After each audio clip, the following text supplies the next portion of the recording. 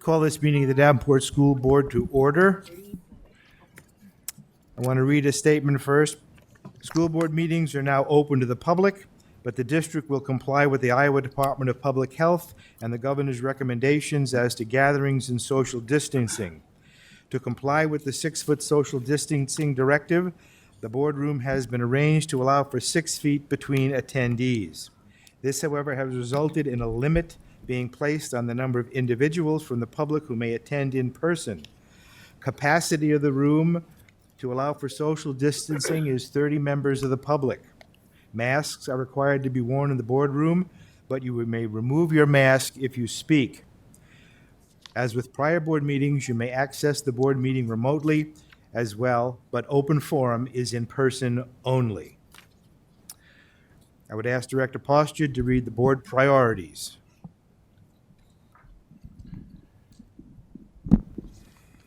The Davenport School Board establishes the following priorities to ensure the academic success of all students. Provide leadership and direction to improve the overall learning environment in our classrooms, schools, and district, including the health, safety, security, and happiness of students and staff. Direct and support actions, programs, and activities which reduce the impacts of poverty on our students, their families, and our community. I would ask Director Klein-Jerome to read the mission and vision statement. Mission statement: enhance each student's abilities by providing a quality education enriched by our diverse community.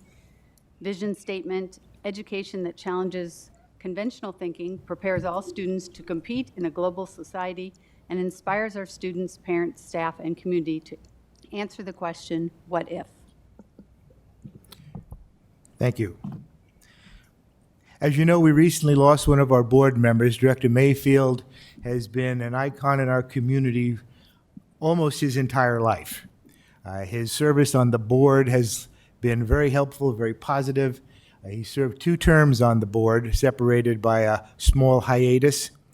He was an active member in the community, a businessman involved at Hilltop, but generally most of his service was in helping students, helping children, helping kids reach their potential, helping them in their struggles, helping them sort out their lives, and he did that right up to the last.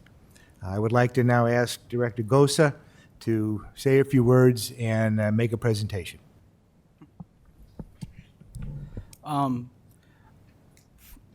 First, I would just like to offer my condolences to his family.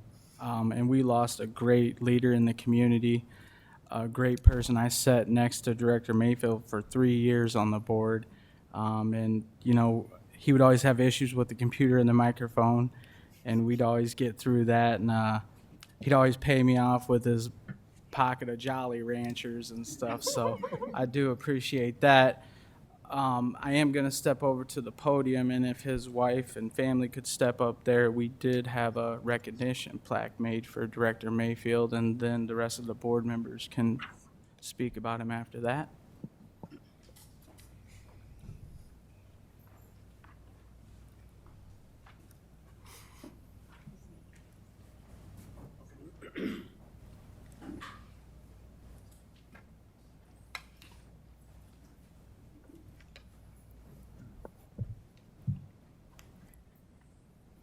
Be a little hard to get through this, but we did have this made to acknowledge Clyde's service on the board, as well as his name placard. I do want to thank all of you for giving up the time with him to be here at the board and all the other things he does, because I do many things myself, and bless my wife's heart for being at home with the 4 kids, so I totally understand that. I did wear my blue and red tonight, even down to the socks. So last week I did that as well, and when I pulled up at North to pick my son up for football practice, all the kids wanted to know I had my Central gear on. So Clyde has always been a great person. Had a lot of conversation with him. We would talk about youth sports and things like that. Always about the community. Definitely left some big shoes to fill. And if any of you would like to speak, I'd gladly invite you up here to say anything, but I do appreciate Director Mayfield. Thank you so much. And thank you to all of you on behalf of our family. Um, we know how absolutely special the time was to Dad that he spent with all of you, and that he spent just partnering with you on trying to make, this a better place for kids that maybe have a harder time. And I just thank you for all of your support and partnership with him. And again, thank you on behalf of my family.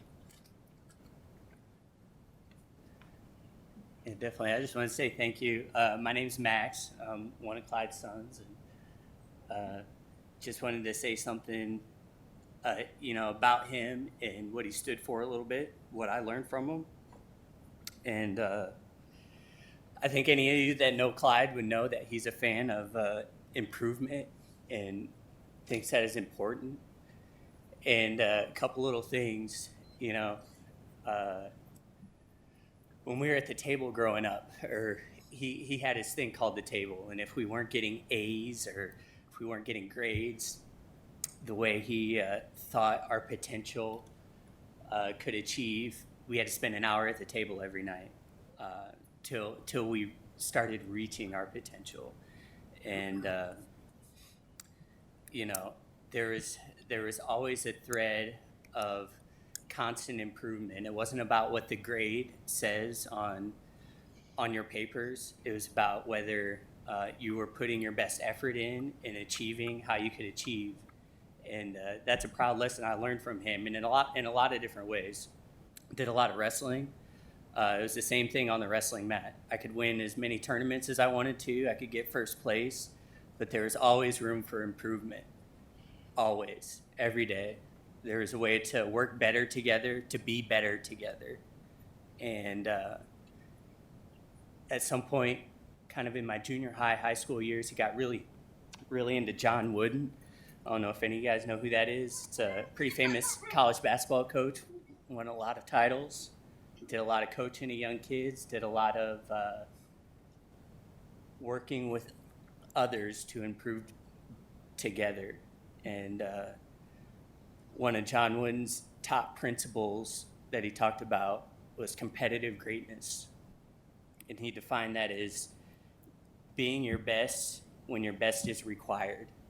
And your best is required each day. And that's really how he taught us to be, and how I try to be every day. And I want to pass that message along to everyone else, and to remember that we all have room to work better together and to build the type of community that we want to be a part of every day. So I just wanted to pass that message along, and thank you for honoring my dad.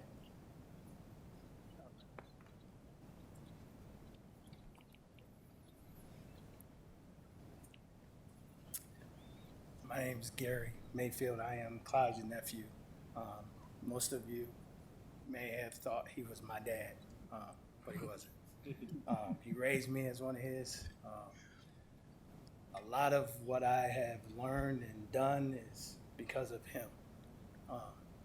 For me, it's going to be hard, but with us, we're going to make it work, and we're going to move on.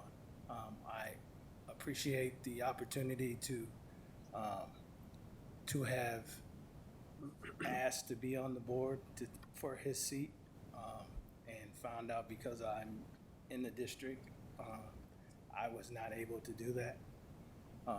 So, like I said to Mary, I would, when I'm not in the district or employed by the district, maybe that's something that I can fulfill for him, because a lot of me is him, and I'm taking that mantle of pushing on what he brought out.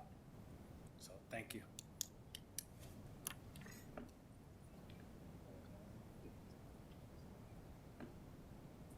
Thank you so much. did any of you want to come and say any more? It's probably hard. I totally understand that.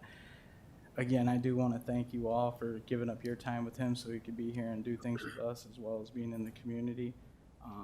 I will greatly miss him and sitting next to him, so I'm sure you guys way more than that, but I greatly appreciate you coming tonight, and thank you again. Thank you. Any of the board members like to share reflections on their time with Clyde? Linda?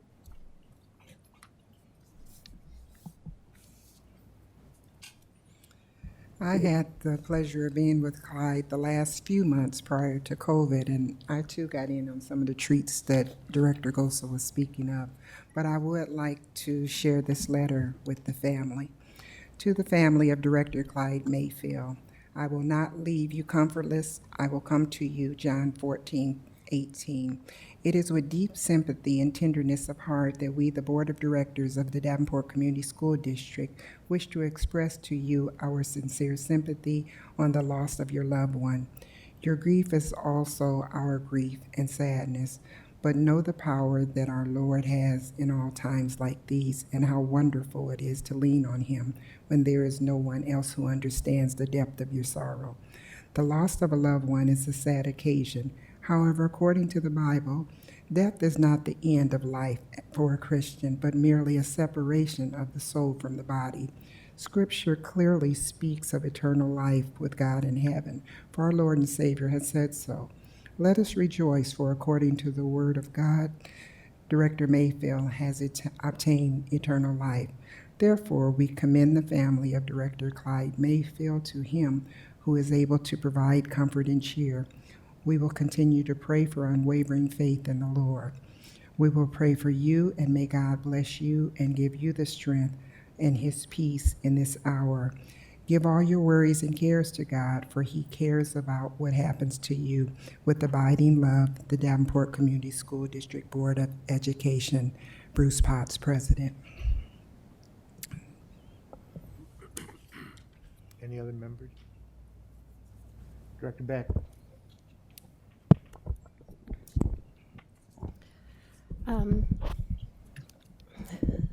So I did not get to know Clyde super well, but I did get to serve with him for the last 3 years on the school board, and he really was an amazing person. And I remember that he brought a different perspective to the board, and I really appreciated that. And one of the things I most appreciated about him is that he was always looking out for the kids that not everybody remembers. And sometimes he told the same story more than once. But then I realized a lot of times he was doing that because nothing had changed, and he was trying to make a difference. And I really appreciated that. And I have sort of taken to heart what I believe it was Max just said. I talk to my son every day about being the best Sam he can be. His name is Sam. And it doesn't matter what the grades say or, things like that. If he's being the best him he can be, then he's living up to his potential. And Clyde really wanted that for everyone. At least that's what I could see in him. The other thing I really appreciated was how much he talked about his children, and how proud he was of the education and the success that you all had. He talked about that all the time. I have a son who's almost 2, and so when I had my baby, the baby would come here with me a few times, and Clyde also talked a lot about his grandchildren. And how much fun they were and how much he loved them. So thank you all for letting us share some time with him. We appreciate it.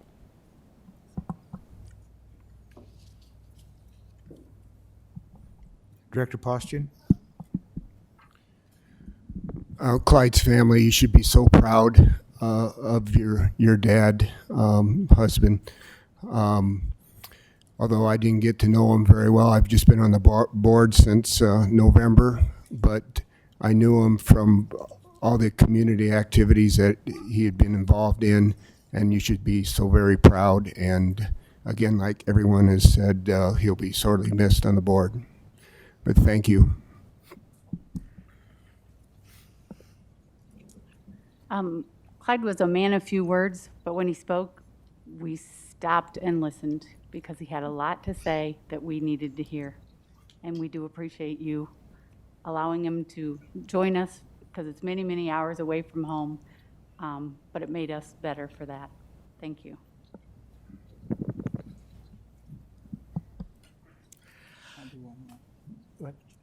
Go ahead. I do want to acknowledge Director Hayes for having these face masks all made for us. I appreciate it. They work very well because I am sweating profusely. Just a couple final things with Clyde. He always spoke about his kids when we were in meetings and stuff like that, all the things that you guys have accomplished and done, as well as his wife, Julie. And Gary, I know you personally, we deal a lot together with Little League and stuff like that, so I don't think you have to worry about disappointing him at all. You do a very good job, very involved with the community, as all of you are. He would always challenge me, and it always made me a better board member and a better person in the community, so I do greatly appreciate that, and thank you all again. I just want to say Clyde was in education. Clyde was in education his whole life, though he was never, quote, a teacher. He was in education when he was a firefighter, although we used to call him a fireman. He was in education when he started his business because he was educating employees and kids how to be successful, how to deal with people, how to deal with the public. Clyde left fingerprints. He left positive fingerprints with whatever he touched.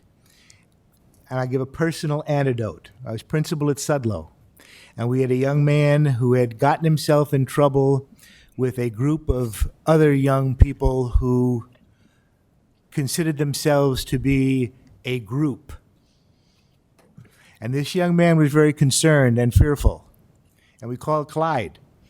And Clyde came to the school, took the young man, and went right to the home of the protagonist that was in charge of this group and dealt with whatever the issue was right there on this person's front porch, came back to school and told me things are going to be okay. And they were okay. And they were okay because Clyde had leverage, because Clyde had influence, because Clyde had a presence, because Clyde had the respect of people. And that comes from internal governor that says, you know what's right, you know what's wrong, you know what's good, you know what's bad. And it's by putting yourself out there and showing it to people every day in everything you do. And that's what he did. And that's why he will be missed. But you are his legacy. You will leave your own fingerprints. And part of those fingerprints will be Clyde. And I thank you for coming this evening. We will now swear in our new board member.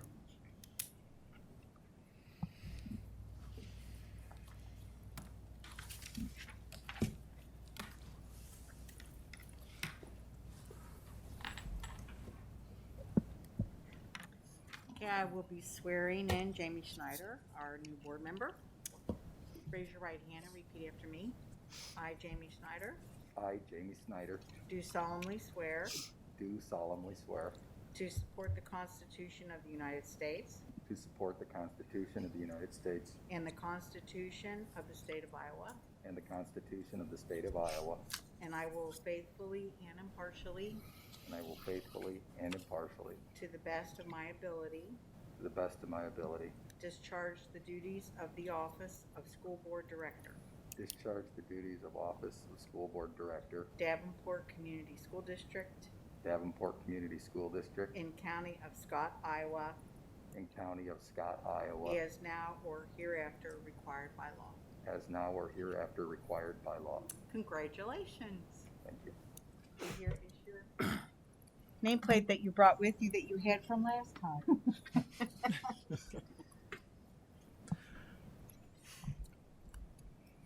Do you have any board reports?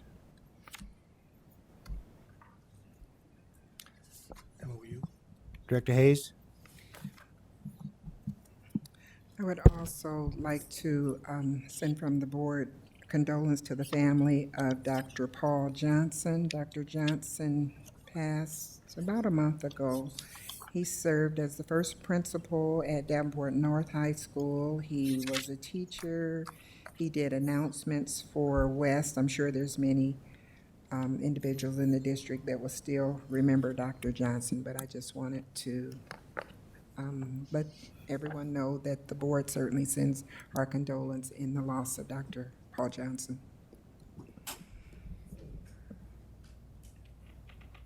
Director Gosa? I just wanted to say a couple things.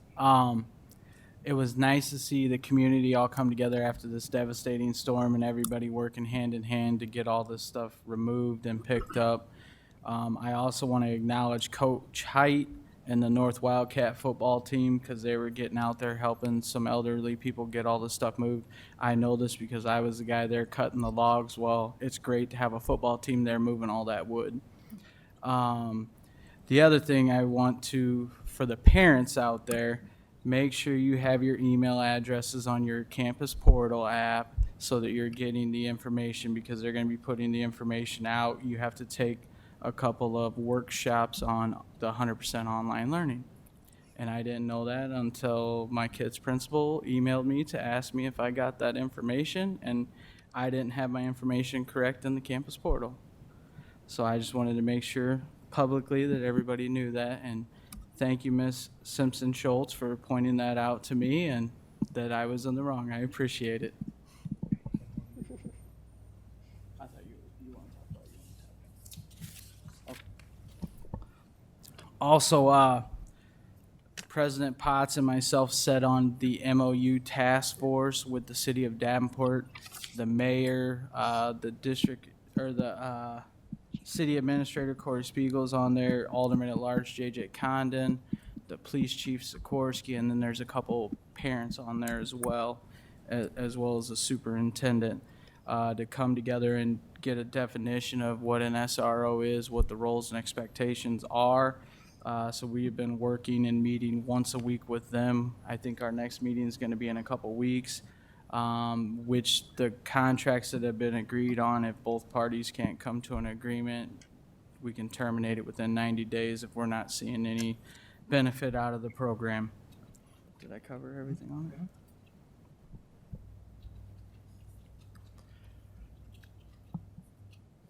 Open forum. Open forum is a time for members of the community to give input at a board meeting regarding school district issues or concerns. Individuals who want to speak should fill out an open forum request and give it to the board secretary prior to open forum. The board will not act on any issues presented during open forum if it was not published as an agenda item. The Iowa Open Meetings Law prohibits action on any issues that is not on the agenda. The president will set the amount of time allowed for individuals to speak during open forum. The board asks that no charges or complaints be made against individual employees of the district or community during open forum. Remarks that reflect negatively on the character or motives of any person will be called out of order. We have several requests tonight for open forum. We'll be giving everybody 2 minutes. Please, when you come to the podium, you need to state your name and your address. First person will be Kelly Cruz.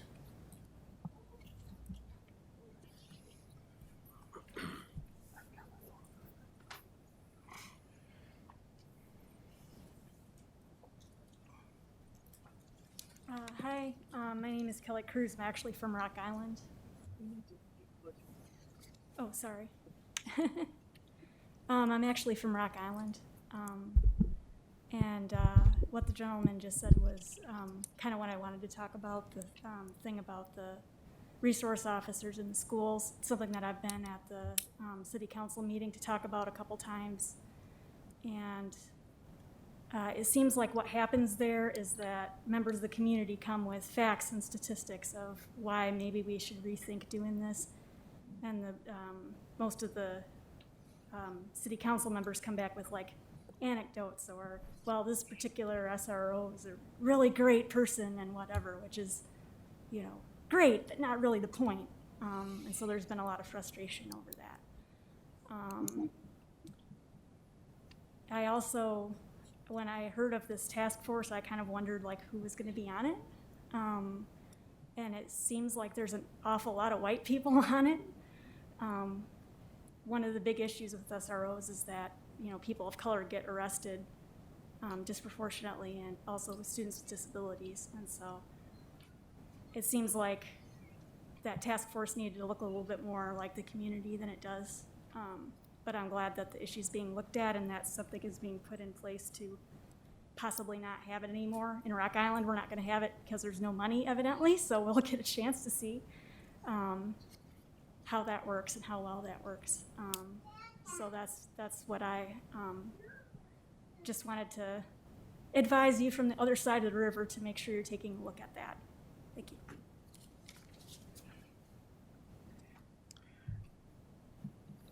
Amber Budolo?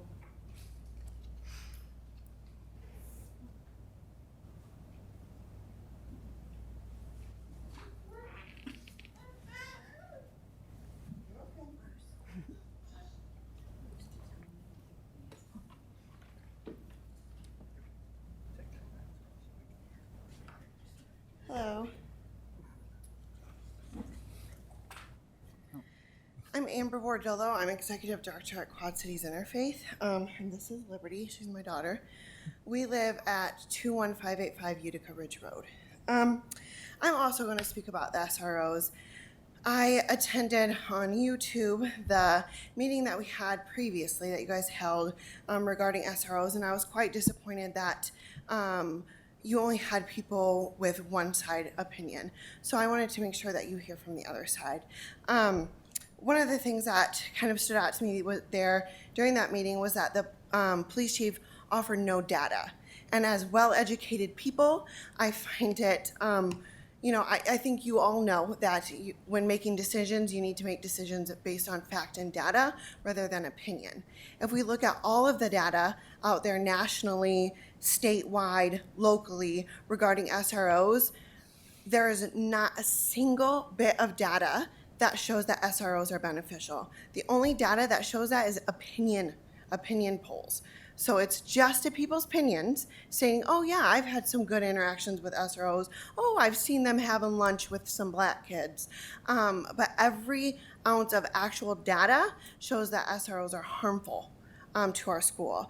In Iowa, and this information is from the ACLU, in Iowa and Scott County, so in our county, Scott County, black girls are 9 times at a higher risk, 9 times more likely of being arrested than non-black girls, than white girls. So this is my daughter. When I was in school, I was really naughty.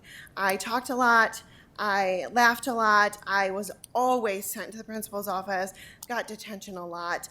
But I got detention. I never got arrested. I never got suspended. I stole. I was bad. But I because I got detention, never got arrested, I was able to go on, get 2 bachelor's degrees, a master's degree, and here I am today. My fear is that my daughter's not going to have that same. As a mom, I want better opportunities for my daughter, not worse. And my fear is that living in Scott County and sending my daughter to the school district that you guys are in charge of here, she statistically faces a 9 times higher risk of being arrested than I do. The statistics show that if a child is involved in the justice system before the age of 18, they are 7 times more likely to be in jail or prison as an adult. I don't want that for her. Like, I want her to have the same opportunity to go on and go to college just like I did. I don't want her to get arrested for being like her mom and being loud. So I'm here today to ask that you think of that. You think of my daughter and you think of other little black girls like her that are at 9 times higher risk. And Iowa is one of the worst states in this country. And that's embarrassing. I want better for our county. I want us to do better. I really liked what Clyde Mayfield's son said, so that there's always room for improvement. So whether we disagree on whether we should have SROs or not, there needs to be room for improvement. She's almost 3, and I'm terrified to send her to school in Davenport. Terrified. Luckily, we make enough that I could probably send her to private school. But what about the moms who don't? my other part is that we talk about, SROs being mentors. I looked up their job description. That's not in their job description. And actually, Iowa, we're supposed to have, there's supposed to be one student to every 250 counselors and one student to every 250 social workers. In the state of Iowa, there's one student to every 350 counselors, or one counselor to every 350 students, and there's one to every 8,950 social workers. So social workers, I used to be a social worker. I was trained in trauma-informed care. I took child development classes. I took counseling classes. I took all of these things. I think that we should have counselors rather than cops in our schools. We have security guards. That's what they're there for. If somebody brings a knife, a gun, let's keep the security guards, absolutely. And I'm okay with cops coming to have lunch with kids, but I'm not okay with putting my daughter at a 9-time higher rate of being arrested so that there can be cops in the schools when really we need counselors. We need to address the root cause of why those kids keep getting in trouble and keep causing problems. So that is why I'm here today, to ask that you replace the SROs with counselors and a multi-tier system of support for children. And to think of my daughter, please. Amnia Salih.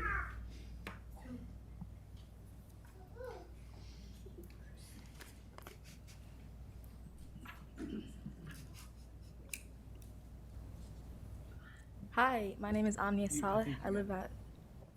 You can take your mask off to speak. Oh, okay. My name is Amnia Saleh. I live at 620 16th Avenue, East Moline, Illinois. I believe we shouldn't have SROs in schools because it harms students more than help. It puts our black and brown students, friends, and kids at risk. This is a risk I am not willing to take, and you shouldn't either. Nationally, SROs don't have a general training requirement, so the results and how they handle students will vary strongly from state to state. According to the healthyschoolscampaign.org, Black and Latinx students are more likely to be disciplined, suspended, and arrested around a police officer than white students. In Iowa, girls are 9 times more likely to be arrested than their white counterparts, and Black students are 2.3 times more likely to get a referral or be arrested compared to their white counterparts. Despite the high number of Black students being incarcerated, Black students make up only 15% of the enrolled at school, yet 33% of them are arrested. On the other hand, white students only make up 50% of the enrolled, yet 34% of them are arrested. This is because SROs are obviously targeting students of color and minorities in general. People might say to me, if you want to feel safe around an SRO, you should form a relationship with them. I shouldn't have to go out of my way to form a relationship to ensure my safety. I shouldn't have to do all of that to make sure I don't get hurt and my friends don't get hurt. Other schools have taken action against this, such as school districts in Seattle and Washington. They removed the SROs from their schools since the staff and students said it prohibited them from feeling safe in the school and environment they would feel more comfortable around an SRO, without an SRO. When an SRO is around, 70% of the time, they are not wearing a body camera. If something were to happen between a student and an SRO officer that doesn't have a body camera, it could be hard to distinguish what's happening, what's being said, and what tone is conveyed in when it's using the school cameras mounted on the walls. 1.7 million students are in schools with cops but no counselors. 3 million students are in schools with cops but no nurses. 6 million students are in schools with cops but no school psychologists, and 10 million students are in schools with cops but no social workers. Since we are putting most of our money into cops but not actual people that can help with the trauma that they give our friends and kids, what is the point of putting them there every single day and us hoping that they come home safely? But what happens if they don't one day? Thank you.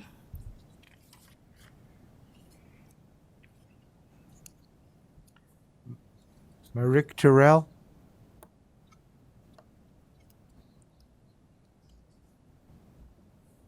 Or Ricky Terrell. Okay. Shelley Fritz.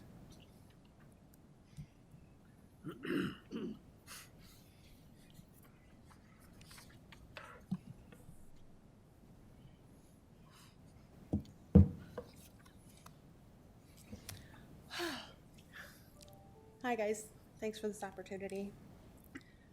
I emailed you all over the weekend and I am going to share that letter again because I want you to understand how deeply this impacts my family. My name is Shelley Bernauer Fritz. I was born and raised in Davenport. I attended Monroe, Smart, and West. I trust and believe in the Davenport Community School District, and that's why both my oldest daughter and my youngest daughter have both been a part of the school district.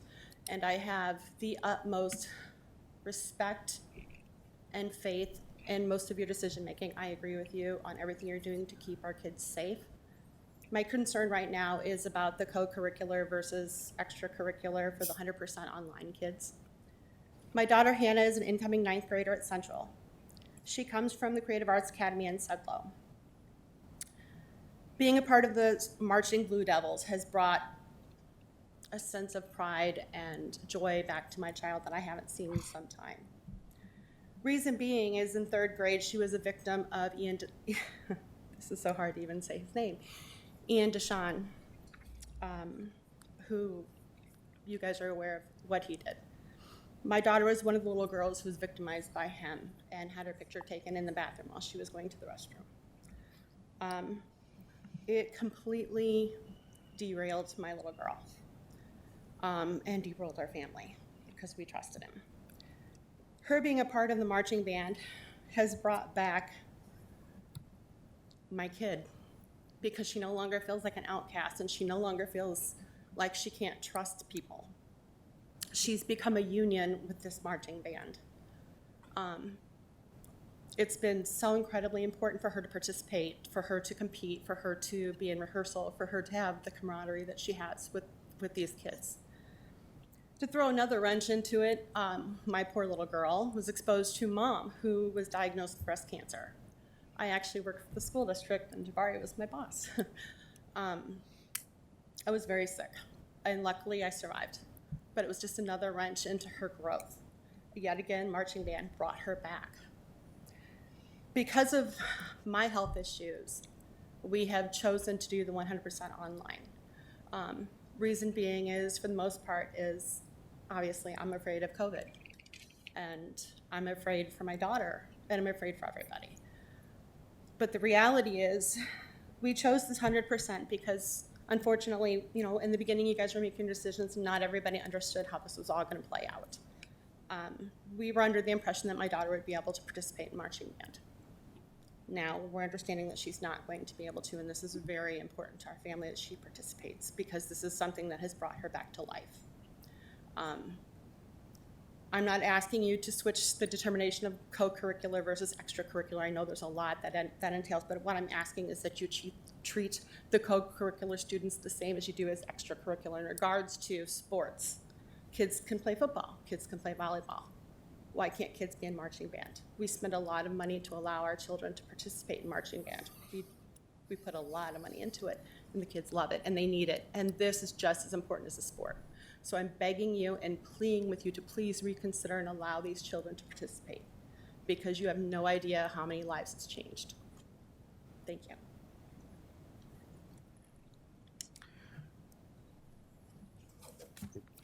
Camos Martinez, what's the last name?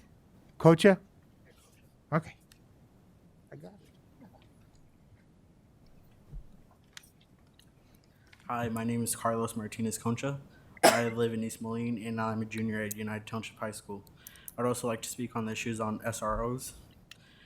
I'm also a founding member of the Quad Cities Youth Advisory Council, as is Omnia. So the Quad Cities is one big community, but we're separated by our states and cities.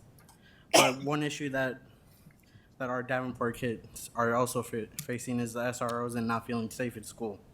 So just being affected,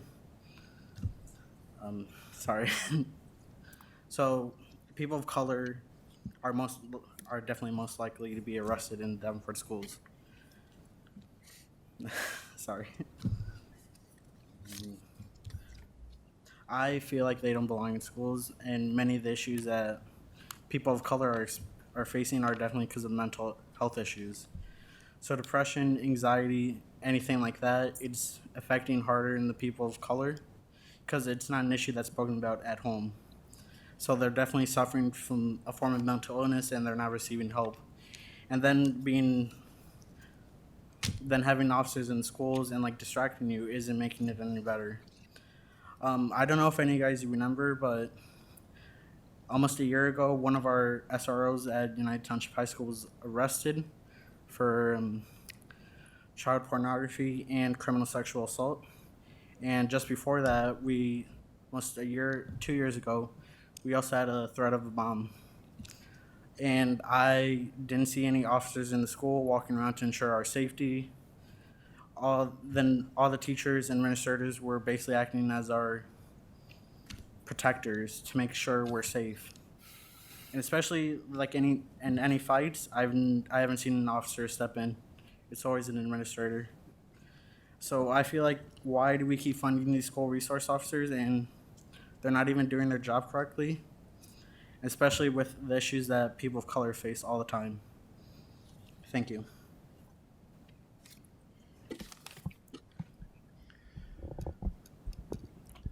We'll move on to the consent agenda. There is a misprint in the consent agenda, and those references to Dan Burlingame were misprinted. They're not relevant. We took care of that at our last meeting, so that's. Take your mask off. Thank you. Chair will entertain a motion on the consent agenda. Mr. President, Director Hayes, I move that the board accepts the consent agenda as written. is there a second? Second. Seconded by Director Beck. Any discussion? There being no discussion, we'll move to the vote on the consent agenda. Director Hayes, Yes. Director Beck, Yes. Director Klein-Jerome, Yes. Director Gosa, Yes. Director Postian, Yes. Director Snyder, Yes. and my vote is yes. The motion passes. Chair will entertain a motion on the approval of bills. Mr. President, Director Beck, I move that the board adopt the recommended resolution for the bills from the bill listing periods of 7/23/20 to 8/5/20 and 8/6/20 to 8/19/20. Resolved, all claims presented to the board having been duly certified as correct by the secretary, reviewed by the administration and board members, and they are hereby audited and allowed as just claims and warrants drawn on the treasury for the several amounts. Further resolved, the payments of claims and salaries be approved as presented for the periods of July 23rd, 20 to August 5th, 20, and August 6th, 20 to August 19th, 20. is there a second? Second. Seconded by Director Hayes. Any discussion?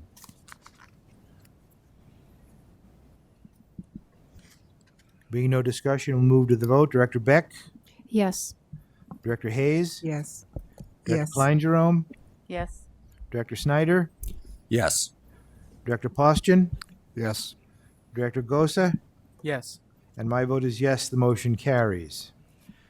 The superintendent's report. Thank you, Mr. President. And I would just like to begin by echoing Director Gosa's comments and a large thank you to everyone who was involved at the district level with regard to the cleanup after the storm. Not only as a district did we have cleanup pieces, but certainly throughout the community. Our best wishes go to everyone in our community that was suffering to any degree as a result of that windstorm, knowing that quite a few issues are out there, and if we can in any way be supportive as a school district, please know that we'll, in addition to our football teams, whatever we need to do, we have a community orientation, and we would certainly be happy to help on that. As a continuation of the conversation from last Wednesday's meeting, I had promised the board that we would have a little bit more in-depth reporting on our return to learn plan, which I believe should be our emphasis of my superintendent report this evening, and I've called upon my colleagues to add some additional substantive comments to those reports. What I would like to share to the board is 2 weeks from tomorrow, we'll be ready to go for school. And as you all know, and everyone knows in public, we had a few curveballs thrown our way, some at the state level, some with the storm, but then also some unanticipated numbers with regard to online learning. For example, last Wednesday, I reported to the board that we had 3,411 students that were signed up. As of this morning, there's 3,554. So that number is going up, which has caused us to readjust our numbers of teachers that we need.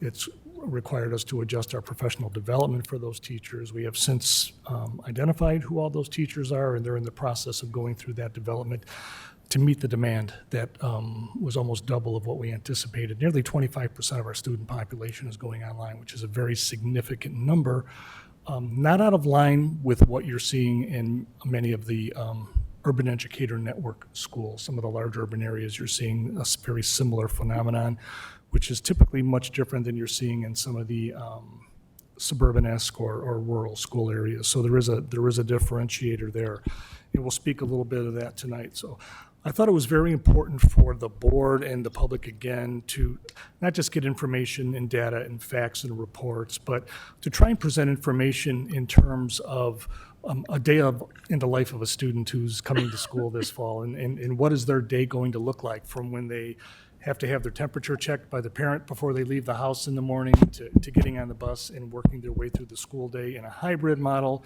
to what their day looks like if they're a student that has chosen to go with the full online program. And we have folks here that'll explain that in greater detail to you. And obviously, we're all here to answer any additional questions that you may have, because the one thing we've learned at the very beginning of this process is every time we feel as though we've answered all the questions, there are more questions. And we just keep going and try and work out the details, because we've essentially reinvented our school system over the course of the summer. And as you know, and you were a part of that as a board, a lot of work went into that. So we'll start tonight with a focus on health and safety. We're in this position right now because of a virus. And what's on everyone's mind is, what is the school district doing to keep everyone safe, to keep everyone healthy, from a staff perspective, from a student perspective, as well as families of students when students return home. So we have a Chief Operations Officer and Associate Superintendent Bill Schnaden, who has been overseeing, with our COVID coordinator, a number of safety and health steps along the way that is designed to give a level of comfort, not only to our families and our students, but to our staff, that we are doing everything possible. And I will say, for the record, you probably know this already, we're erring on the side of safety and caution. And that's evident in the decision-making that we've made. That's evident in the decision to start on September 8th. But I think a day in the life of a student and what they'll see from a health and safety perspective, I'll ask Mr. Schnaden to sort of walk you through that. And if you have any operational questions, he'd be happy to answer those for you. So Bill, please. After speaking with Dr. Kabilski, he suggested that maybe I just share with you some of the things that are going on in the operation world, getting kids ready and teachers ready to come back to school. Multiple meetings have been held with transportation as a starter. They plan to run every route every day, so we're not going to worry about whether they're not going to worry whether the student is in Group A or Group B. They're going to stop at every stop every day. They're asking that the students, and we're providing masks for all the students. Met with them today, and we're getting them the necessary number of masks that they need to have on staff or on their buses, because they don't want the kids on the bus without a mask. The drivers are all wearing masks. They're leaving the seats open in a way that they're going to be able to have seating charts for all the kids. And they call them window seats, where the kids will sit next to the window, but they'll be spaced out in such a way. They thought most of the routes could be as low as 12 to 15 kids. By the time you take out 25% of the kids for online, and then you break the rest of them back into two groups. We're going to continue to meet together every week until school starts, but after the meeting today, with the exceptions of getting the mask delivered to the bus garage, I think they're pretty much ready to go with transportation. Food service, we've been hearing a lot about how do we continue to feed these kids when they're not in school. And Connie Dobble, our food service director, put out a very nice brochure today that went out to all the principals, and I noticed it was on the website already this morning. Just how kids are going to take meals home on the days that they're not in school. So if you're in Group A and you go to school next Monday, or a week from Monday, Tuesday, you're going to take home your meals for Wednesday, Thursday, and Friday. They'll be delivered to you outside your classroom door. You'll take them home in the bags that they're in. And we met with the bus lot this morning and talked about where could those be placed. And it seems pretty obvious they'll fit in the seat with the kid, because they're sitting one student to a seat unless they're siblings. So if you're On the opposite days that you're not in school, you'll be taking meals home for the 2 days or the 3 days that you'll be home. If you're an online learning model, she felt that it was important for people to know you can go on and order meals and still pick them up. So if you're a 100% online parent, you can get on the website and you can order the meals, if you will. You order them on Monday, then you'll pick them up on Tuesday at the Davenport Learning Center, and you'll pick up meals for the whole week for your kids. If you're free and reduced, they're still free and reduced meals. If you're a paid parent, you'll pay for your meals. So I think food service is ready. I've been to the elementaries and the middle schools this week to look at what the seating's going to look like, and it's very impressive what these principals have ready to go. Again, at the middle school, they have 250 students less right out of the chute because the sixth graders aren't going to be there. And then they have 25% of the remaining kids online, and then they're broken into 2 groups. They're going to use their outdoor seating whenever possible. Some of the principals are choosing to eat in the classroom. Some are choosing to go outside with small groups. They're staying in these clusters at the elementary school so they can be identified should something happen with one of the students. It's not the whole second grade class. It's just that cluster that stayed together for lunch and recess and the other things as such. So I think food service is in pretty good shape in terms of a plan anyway, and we all know that we have to be flexible. Connie and I talked today that this is a good start, this is a plan, but if this is chaos on the bus and this doesn't work, we got to come up with another plan. So this is how we plan to start the year. The other thing I thought it'd be important to report out on is just that general classroom and teacher safety. We had a health and safety committee that worked numerous hours over the summer, and Karen was on that committee. And I'm pretty confident in saying that everything that we put in our health and safety plan that we felt like were the guidelines moving forward that we would provide for our teachers and students, we're going to be ready to go. Already to our schools, they've delivered the towels and the sanitizer, the spray pumps, the adult mask for teachers and students, cloth mask, face shields, disposable mask, alcohol wipes. You can see how this goes. The one thing that we had a lot of questions about, we tracked down today, and we have multiple signage that's been designed around each school, and they tell us it'll be here by the end of this week. So Dan has a plan to work with maintenance and to go out and work with the building principals and get that stuff put up next week.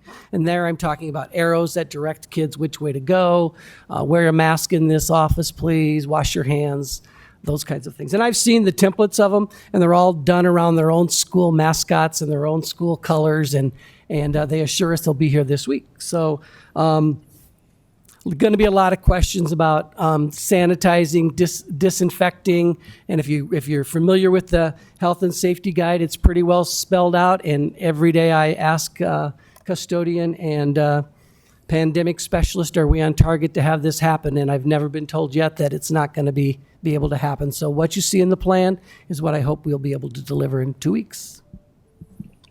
Thank you, Bill. Any board questions on operations? Director Beck? Just one. So I'm pleased to hear that students who are 100% online can still get their meals. I did see that question on Facebook today. So one question though, do we need volunteers, or do we have a way, are there families who may be 100% online but don't have access to a vehicle to go pick up meals at that one location? I mean, I'm sure we have plenty of people who would be willing to take them places. I mean, that's the kind of thing Connie and I the director and I talked about, and we were brainstorming things like our title buildings all have, I just drew a blank. Phil? Phils, thank you, family involvement liaisons. So these Phils would be maybe a great, and we even talked with, maybe we could transport the food to that elementary school or middle school, and then the parent could come there. Part of the reason she's chosen to do this is, though, the principals and the plan was to not have a lot of extra volunteers and a lot of extra traffic in the building, in and out. So that's why the online, anyway, to start the year, is planning to be at the Learning Center, out by the Operations Center. Okay, I'd just encourage us to kind of keep an ear out for any families who might find themselves in that situation. happen, just so we don't accidentally. I would agree. Yep. Leave anyone out. And Director Beck, we did find ourselves in that situation this summer with families that, as you may recall, we had the meal sites and as well as spring and over the summer. And at that point in time, the volume was reasonable. Where I know TJ Student Support Office with John Border and I think Marty Schultz was also involved in delivering meals. So we had our own internal mechanism. But clearly the magnitude is perhaps a little bit greater this time. We'll have to see. But Bill's absolutely right. One of the things we have to be very conscious of from a safety perspective, and this is what was drilled into me from the very beginning, that as the school system of a large urban area, we are a significant variable in the community spread equation. And the more we can do to limit movement within our system helps protect the community. So as much as we appreciate the idea and thought of having volunteers within the system, we'll have to do our best to manage without causing all that movement in the community and spreading germs and things like that. So it's sort of a double-edged sword where I know people would like to help, but at the same time, we have to be conscious of the fact that we're, the largest employer in the area. We create the most amount of movement in the community with whether it's a football game or school starting on the 8th, and just be sensitive to that. So just a thank you to everyone who wants to help, but please know that we're not dismissive of that, those overtures, but we do have to be careful. Well, I think as long as we have internal mechanisms to deal with that situation, that's totally fine. Okay. Director Klein-Jerome? Do we have masks and face shields for every teacher? Yes. 2 masks have been ordered for every teacher, 2 cloth masks, and then there's a face shield available if they want one, or they can have both. Okay, and for students, are we providing masks? Yes, and we just have ordered youth mask also. Some people had requested a smaller size mask, cloth mask, so those have been ordered. We've worked with the emergency planning. The Scott County Emergency System have volunteered to support us. The city of Davenport recently did a reach out, and we've been in contact with them for supplies, and even private industries have donated, like a dentist. I was at McKinley yesterday, and one of the local dentists who has a student there donated face shields to that building for their staff also. So I believe we're going to be in good shape. Well, that's cool. And if students are eating in their classrooms, who's covering that? They have it set up. I was at McKinley yesterday, and he has a system set up where paraeducators will come in, take the kids, get their meals, bring them back. And while that's going on, it's a 30-minute period, I believe. The teacher will have their break or their lunch period at that time. And then the para would help the kids. It all And then up. move on to the next one. And Got it. Thank you. Director Hayes? I know I want to keep the movement to a minimum, but occasionally we do school visits. How does that affect us if we go out to visit a school? So as a board member to do a school visit, is that what you're saying? Yes. I would ask you just to contact the principal ahead of time so that we can map out exactly what that visit will look like and what those steps would be, to the point of even planning what classrooms you would be going to, what time of the day, and prepare that visit as much as possible, and obviously social distance and follow all the rules just like any other adult in the building would. Right. Thank you. Director Gosa? As far as busing, are we gonna be down any routes because of less students? Do you know that yet? Or obviously the buses are gonna be probably at half capacity with trying to, because I imagine they're probably gonna have to do every other seat or something like the same number of routes are in place. I asked that question today. And we know what that number is that we can't drop below without being charged the surcharge. Okay, so I guess my question was, would we be paying for routes that we're not even using then to keep No. them? I asked that today too. Okay. I figured with that many kids doing 100% online. And then the other thing. If I could just jump in quickly too, if we find, so for example, recall that I said a quarter of our kids are going online, so that's going to drop our bus transportation, I would assume, proportionally. If we find we have a route or two that has 2 or 3 kids on it, simply because that's the way the route is structured, I think it would be incumbent upon us and the bus company to take a look at if there's a more efficient way to do that. so long as we're not incurring any additional cost and we're honoring the contract as it's worded. So we'll keep looking at it. It's just not, we're not going to turn a blind eye to any opportunity that might be out there. Yeah, that was kind of along my question too. Was the bus company going to be a little more flexible than they were the last time in March when we had to do what we had to do? Yeah, we had that conversation today about the number of routes that would be running or what we contracted for, and how far it would have to drop before we would see any savings. And it was multiple routes. And right now, that's why I think I said 15. They thought 12 to 20 kids maybe was all that would be on some buses, but it will allow us also to social distance. Okay, perfect. Thank you. The one last thing, I would like to see the COVID specialist come to at least one meeting a month and kind of give us an update on what, that's doing there. I know we put someone in place for that stuff, so. Well, now that we have an extra meeting, we can certainly accommodate that request. Okay. I do appreciate the report though, Bill. Yep. Thank you. Yep. I look forward to all the signage. Yeah.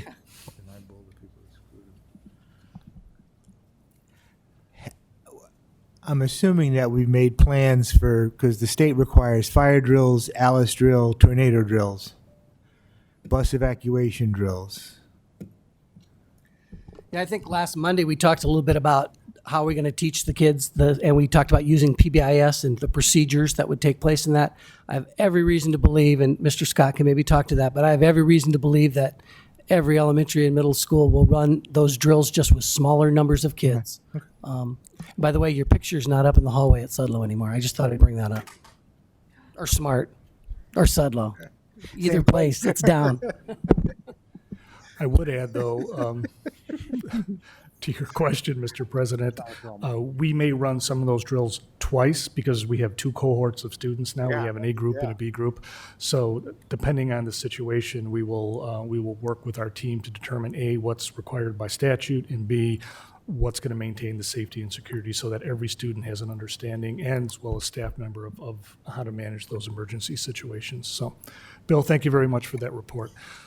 So moving on to, obviously, health and safety is on everyone's mind, but so is making sure that we can provide an educational experience that exceeds our community's expectations. That's a given, and that's on a parallel pathway with everything we will accomplish this year as a school system.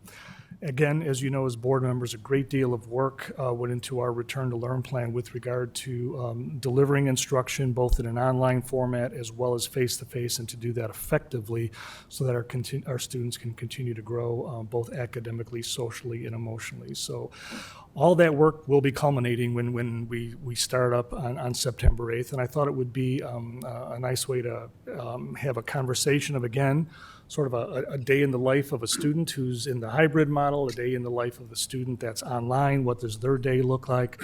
I'll sort of wrap up that conversation with a day in the life of a parent, because that certainly has changed as a result of this scenario. But Rob Scott, who is our Chief Academic Officer and Associate Superintendent, has been leading this effort with his team. Corey Guy could not be here tonight, but we're very well served by her colleagues from her curriculum department. And Rob, if you could introduce everybody and give the board just a brief overview of academically the big decisions that are out there and the models that we have in place. And then Mary Ann and Bonnie can describe an elementary perspective as well as a secondary perspective to the board. So, and again, ladies, thank you for coming tonight. Good evening, everyone. And back to the drills just real quickly. We have communicated to the principals. They're aware they're going to run everything 2 times. So we went through that at our last principals meetings. Actually, as one of my notes I have, I've been meeting with the principals since early in July. And I'm just amazed at how calm they are with everything that just continues to change. Every time we call, there's a little something that changes for things like that. And the presence, the reassurance they must be giving to their teachers and to their parents. They're just great spokespersons for us. They've been so calm in the meetings and communicating out all the changes to their families over the summer. I will say in my new position, as I've transitioned in here, the leaders that are next to me to my right are key in the success that the district is having. They've been key in the success I've had just in this short time of changing over to be in the new role, and I look forward to working with them, but they are awesome to work with. As we know, we moved the start date back to September 8th, and so a little bit on what's happening in the next couple weeks for our faculty is We did change from 3 professional development days at the start of the year that we normally have done most years. I can remember years ago we did do 4 or 5, but we're going to put 4 or 5 days. We want to move to 5 days at the start of the school year to provide a little bit more time for teachers to be getting ready and in the building with all of their colleagues. Teachers will have 3 days for themselves to be working in their classrooms, but it allows us to put a lot more return to learn information in the front. We were going to have 2 additional professional development days, one in October, one in January. We've moved that up just so that they have more time to work with their building leaders and colleagues around getting ready for the start of the school year. We actually have a quick turnaround. We actually have some of our teachers that have been assigned to the virtual learning. They actually have training, and I know they're going to talk about that, but there's some training this week already around the Ingenuity.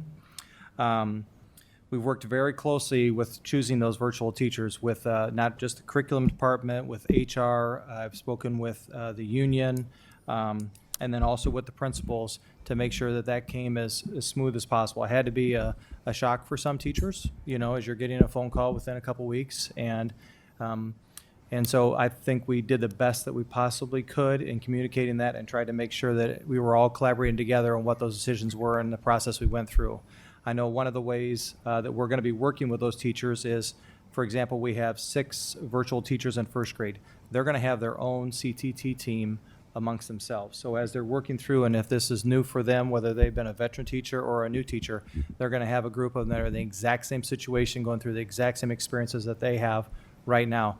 We also have something that we've started this year is we're having grade level CTT meetings. So they have district-wide, all the first grade teachers are together on Thursdays. And that's an opportunity for them to ask questions, whether they are in the classroom or virtually, but to be getting caught up on some curriculum. So I think those are keys to the success. Not only having the curriculum department and the TLCS people supporting them within the buildings and at the district level. I think there's going to be many wraparounds around these teachers to make sure that they're having success. I feel very confident in all the work that we've done since the change on July 17th, I think, is the new terminology, the new dates that we were given as far as staff attendance. Our K-8 teachers, and we moved around a little bit during the course of how many students. At one point, we thought maybe there was going to be 1,000 students online, and now, as Dr. Kabilski has said, we're at over 3,500. We landed on using Ingenuity at the K-8 level for all of our teachers, to give them that platform. Now, it's still going to be our teachers at K-8, but it gives them a platform to work from, and I know they're going to talk a lot more about that, but we feel strongly that that's where we need to be. And at the high school level, with credits and everything around graduation, we just felt that we needed to use the Ingenuity teachers to start with. And again, we're using their platform and our teachers, but we're going to be revisiting that as the school year goes. We're going to be talking about what that is, because that's a more expensive model, and that's something that if we realize through staffing and training that we can bring that into house and have our own high school teachers doing that later in the year, that's something that we're going to look at. But again, that's something we're going to start with their teachers. And again, that allowed us to have teachers available to cover our shortages throughout the district if we had, and for any reason from elementary to high school, we've had teachers that aren't going to be able to be in the classroom due to health reasons or any number of situations. And so this allowed us to have some high school teachers that could feed down into the middle schools or even possibly into an elementary. I thought it was going to be a much greater amount of movement of teachers, and it wasn't. Now, again, I'm not the one teacher that's getting moved, so it's a great movement if I'm the one teacher, right? But I was definitely expecting more, and we did not have that, and I think we've communicated well, and those actual high school teachers are going to be finding out tomorrow who they are and what responsibilities. But we did try to limit it to not just moving me full-time. So, for example, if I was the health teacher at a high school, if I could only go to one period out to a middle school but keep my home base back at my school of North High School, that's what we try to accomplish, so that you were still there. And then as transition goes, or we hire people or things happen, that they could then be recalled back to their building. So we've worked closely with them and with the high school principals to give them a lot of credit on scheduling, and the middle school principals, I should say everyone, because the elementary principals are moving teachers out of virtual and then back in the classroom. So that's just a little bit of an overview. And I know it sounds like a lot, but there was a lot's happened in the last 2 weeks, and I just wanted to give you a couple things, and as you have questions, that's fine. At this point, I think I'll have Bonnie Acey will talk a little bit about ingenuity at the K-6 model, and then Marianne, if you will, Marianne Corbin, if you will talk a little bit about secondary.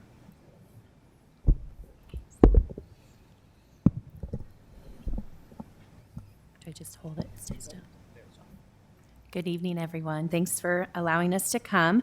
So I heard Dr. Kabilski talk about a day in the life, so that's going to be my goal, to kind of paint a picture for an elementary kiddo.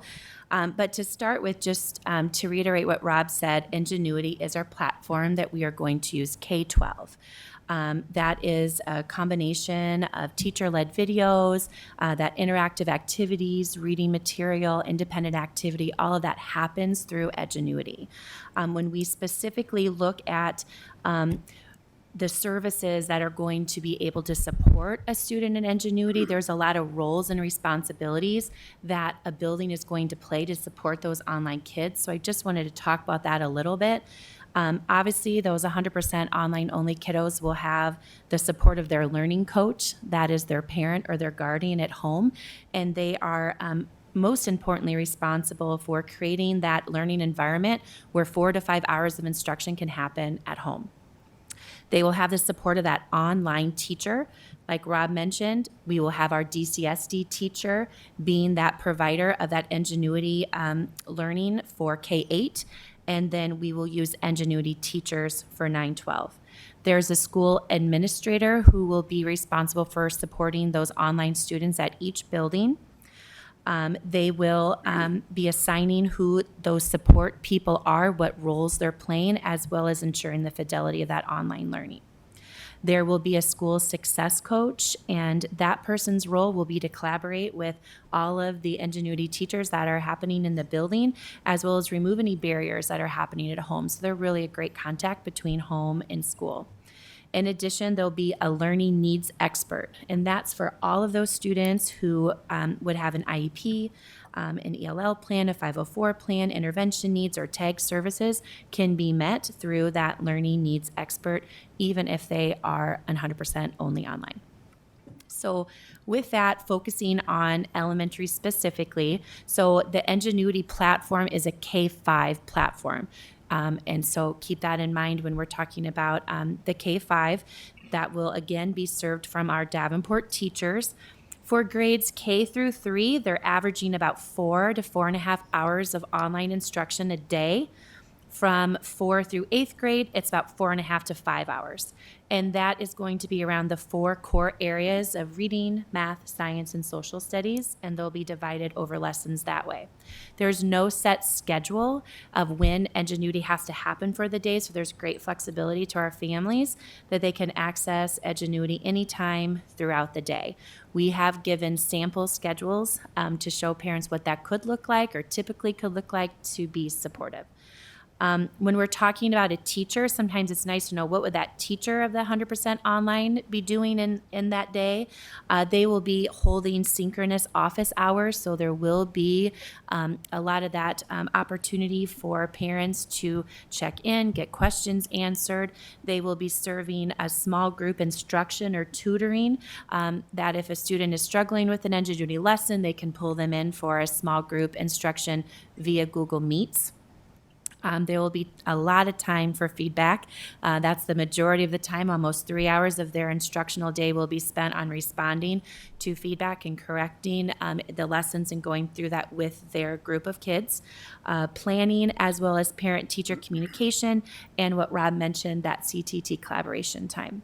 So students in K-5, Ingenuity will not only have their Chromebook, they will also have a workbook.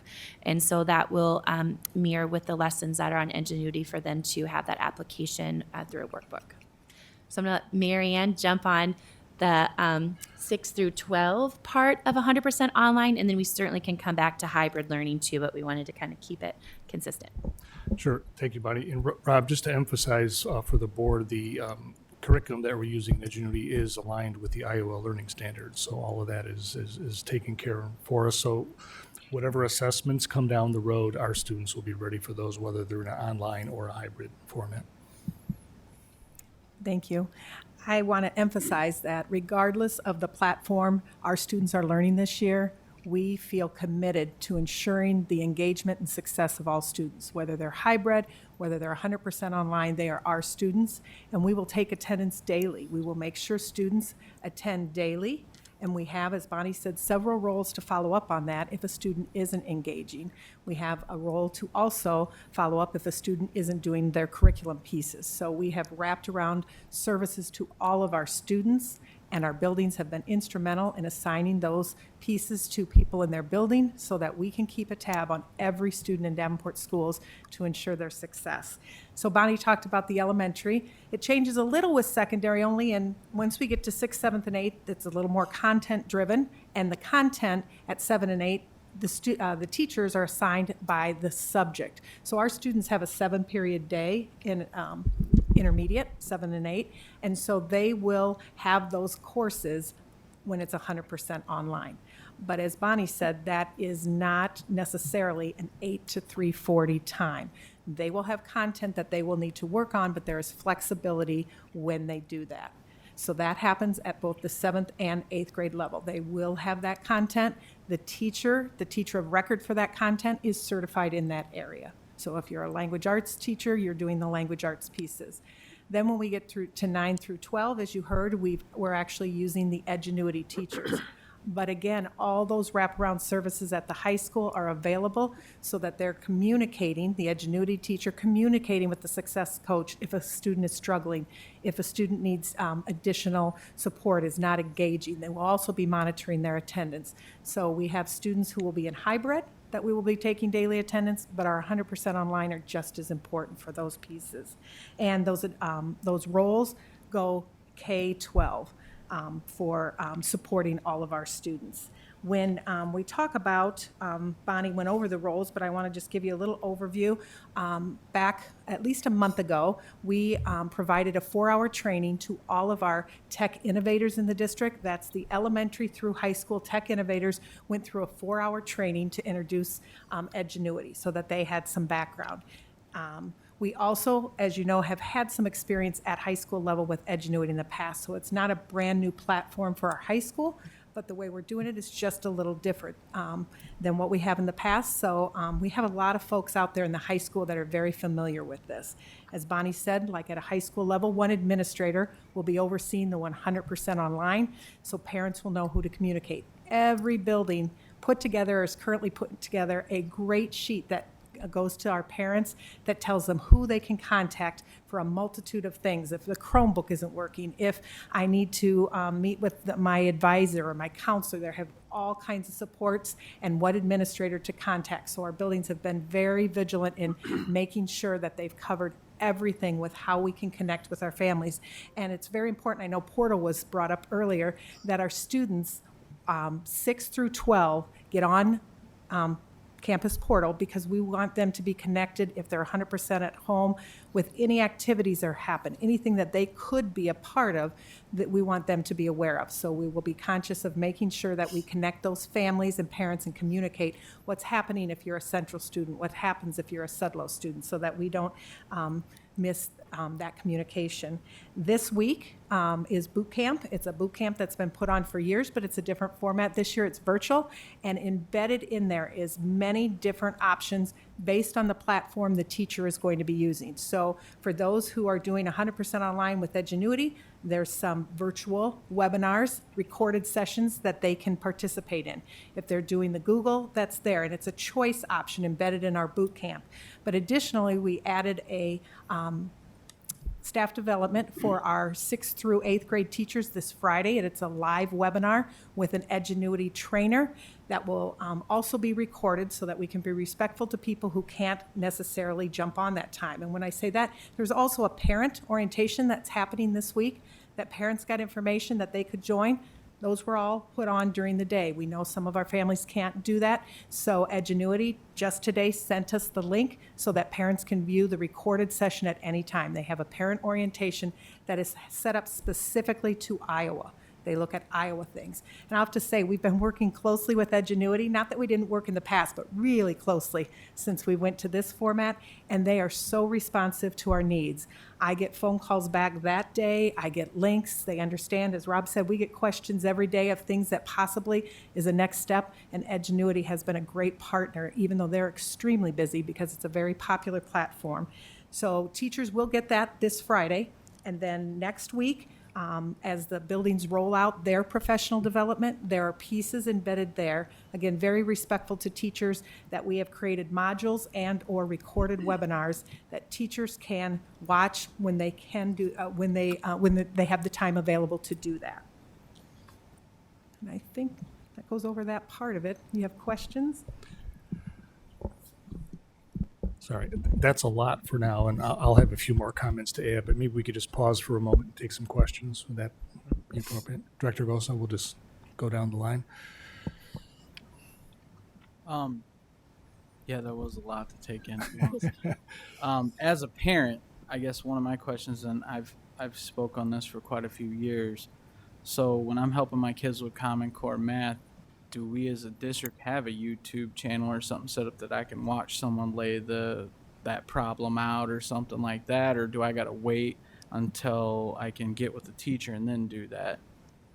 Because I feel at least my kids will watch YouTube. They'll watch YouTube how to play a video game while they're playing that video game.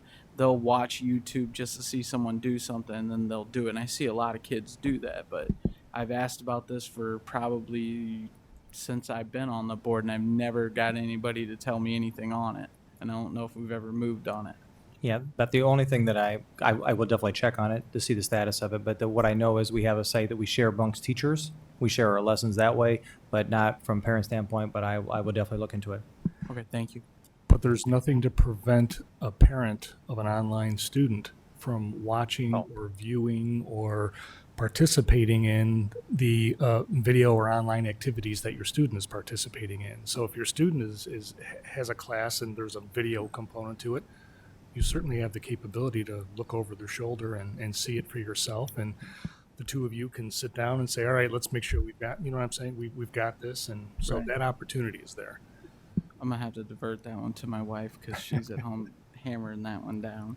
I just was curious about that because, I mean, if I was doing odd hours, it would be nice to have, hey, I can go to this and it shows me this stuff. I just think it would be something cool if we did that as a district, especially now it's 2020 and the way things are going. It would be nice to watch that kind of stuff. And then, like I said, some people are visual learners. When they see it, they can do it. And for a lot of us parents, it's a lot different than the way we learned it. And you bring up a very good point, because one thing we do know, and this is the parent side, there are people have to go to work, right? So we have to make sure that we provide educational opportunities that aren't in those set hours so that they have access when they can actually get that work done when either a parent is home or an older sibling is home, and making sure that we can sort of provide for those independent learning opportunities as opposed to the solid schedule of you have to be here at 9 and we're going to do this until 2:30, knowing that many of our students have parents that work and would not be able to have that support. Okay, perfect. I do want to add that with the Edgenuity program 912, because it's an Edgenuity teacher, they do provide tutoring that happens even over the weekend. Students can sign up for tutoring. So since it's their teachers, they do provide additional tutoring at the 9 through 12. And is that an additional cost or it's Part of what the package. okay? I was thinking of overtime being on the weekend. Yeah. Are we gonna cover like special ed stuff later, so I don't need to ask her those questions? Or That's next. all right, thank you. Director Klein-Jarrell? You keep referring to 6 through 8 in a 7-period day, but our 6th graders are no longer part of that. Are they going to be more like the elementary and just focus on what elementary is the 4th? Yeah, math, reading, It's science, just social studies. their platform that Ingenuity has. But yes, they're going to be following just like the 5th graders. But we just have to sign them up in a different way. If I'm saying that right, we could sign them up by Okay. course. They won't Right. do the 7-period, like 7. No, to 8. they're Okay. the same thing, focusing just like the 5th graders. You talked about, like, all first grade teachers doing the CTT. Is that virtually, I take it? We're not putting everybody Right. back Right. together? A lot of our meetings are actually moving that way. We've had a lot of district-wide CTTs in the past, and we're actually moving to a lot more. That's one of the benefits of the COVID is that we've learned how to utilize our technology a lot stronger. Ingenuity people, though, will be housed in the building. So if I'm the Ingenuity teacher at Madison, I still will be at Madison. And what's the reason for making them physically be there if they're not working with any kids there? Because it's one more body in the building that, don't we want them?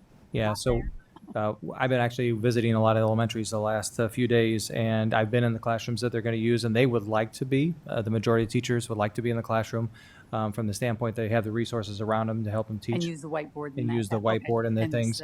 okay. And then it still provides them an opportunity to still have CTT meetings within their building too. They're right there with their colleagues who are teaching 5th grade and who are teaching 4th grade, or I'm in 7th grade. You know, I'm able, I got somebody right across the hallway from me. Okay. And do we know, do people, all families, are they now hooked up to internet, that this isn't going to be a problem? I mean, we had MediaCom's supposed to be there. We have hotspots. Do we know for a fact everybody's going to be up and running in 2 weeks? So I'll take that question. Had a conversation with our IT director, and MediaCom has signed up for everyone that we've identified, but we're continuing our outreach to make sure that we've identified everyone. So everyone that's come to our attention, we've been able to accommodate and make sure that they have that accessibility, but we're not taking for granted that we've hit everybody.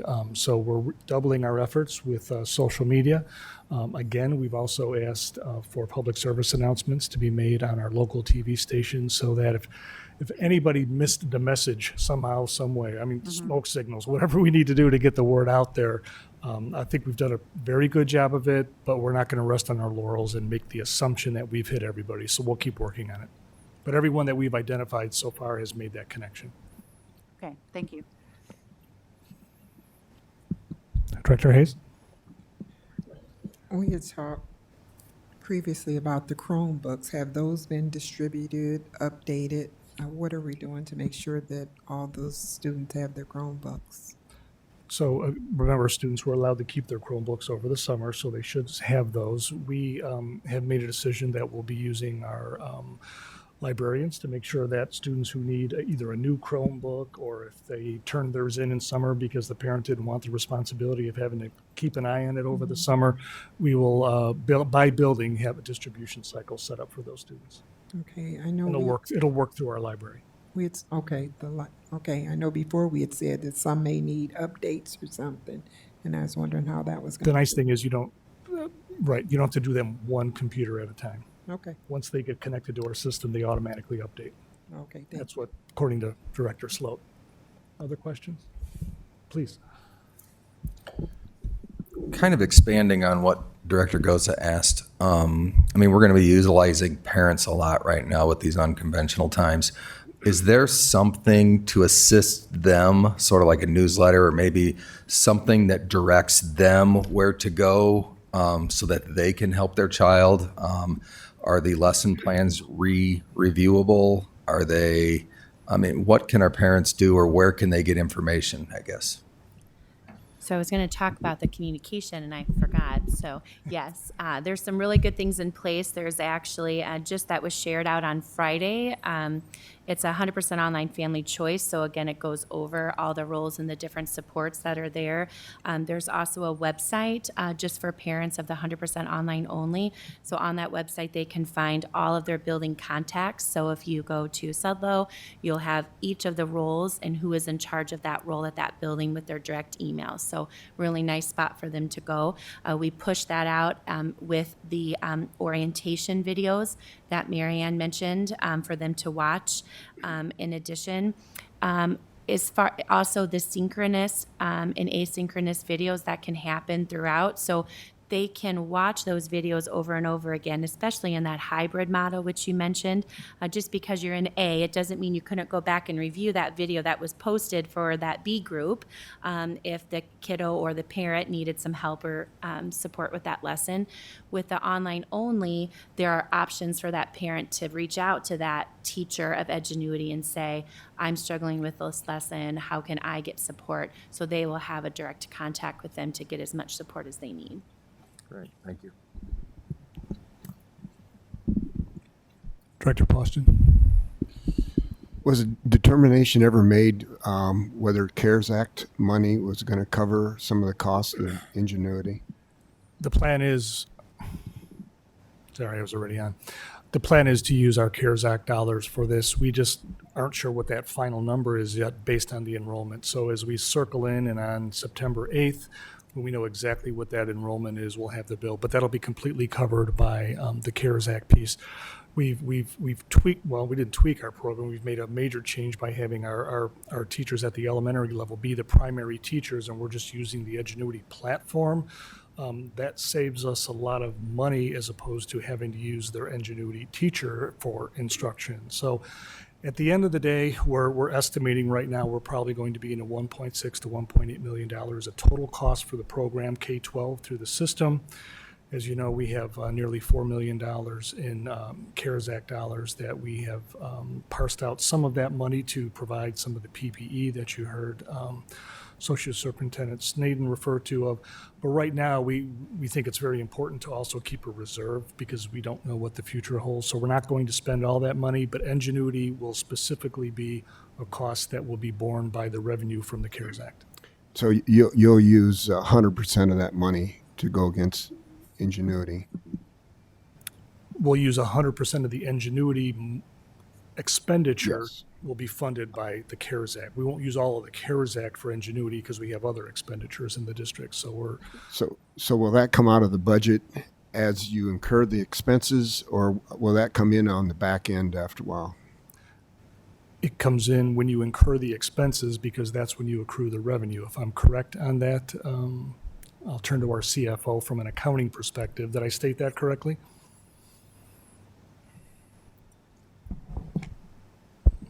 Yes, you did. What happens is we have the money. It was already deposited into our account, but we will earn it once we spend it. So basically, when we get the invoice, then we will actually earn that. So does that make? It'll become a revenue and expenditure at the same time as it's spent. Director Beck, you had a question? Yeah. So when there's a lot of different individuals involved in this besides the parent. So the parents and guardians have been termed learning coach. Yes. And is there, I guess that's sort of my first question. Is there a glossary? Is there like a, here's what this means, FAQ somewhere? So what I read of the roles is actually, we're kind of coining it a two-pager, but it was actually pushed out to all of our families. So each of the buildings sent that out through Campus Messenger. We were able to create groups. So now they can select the online-only kids and push out communication specifically to them. Okay. The A group can get communication specifically to them. And so this was pushed out Friday from our individual buildings. That talks about that. It's also on the website as well. I guess my other question is, you said that kids, well, I have two more. Kids would be, they would have a, what was the term? An online teacher, right? And a learning needs expert if they had the extra support of TAG or ELL or something. Those are the Davenport instructors, correct? Yes. So for K-8, all of the interactions for the kids are going to be with Davenport instructors, but they're not necessarily homeschool instructors, correct? Right. Okay. Yep. Okay. And then for the 9-12, as of now, they may have some interactions with Davenport instructors. I was a little confused with that part. Sorry, I guess that's for both of you. Yes, all of the roles, with the exception of a Davenport online teacher, still are in play for 9 through 12. So there is a success coach that is assigned to monitor attendance. There is all those pieces that goes K-12. So they will, like I said, the Ingenuity teacher is their online teacher, but they will connect and let us know if they're not engaging, if they've been absent. So we do have somebody on site and one administrator that's also overseeing all the online kids. Okay. What is the caseload of an Ingenuity teacher? I mean, I teach online, and it can be overwhelming sometimes.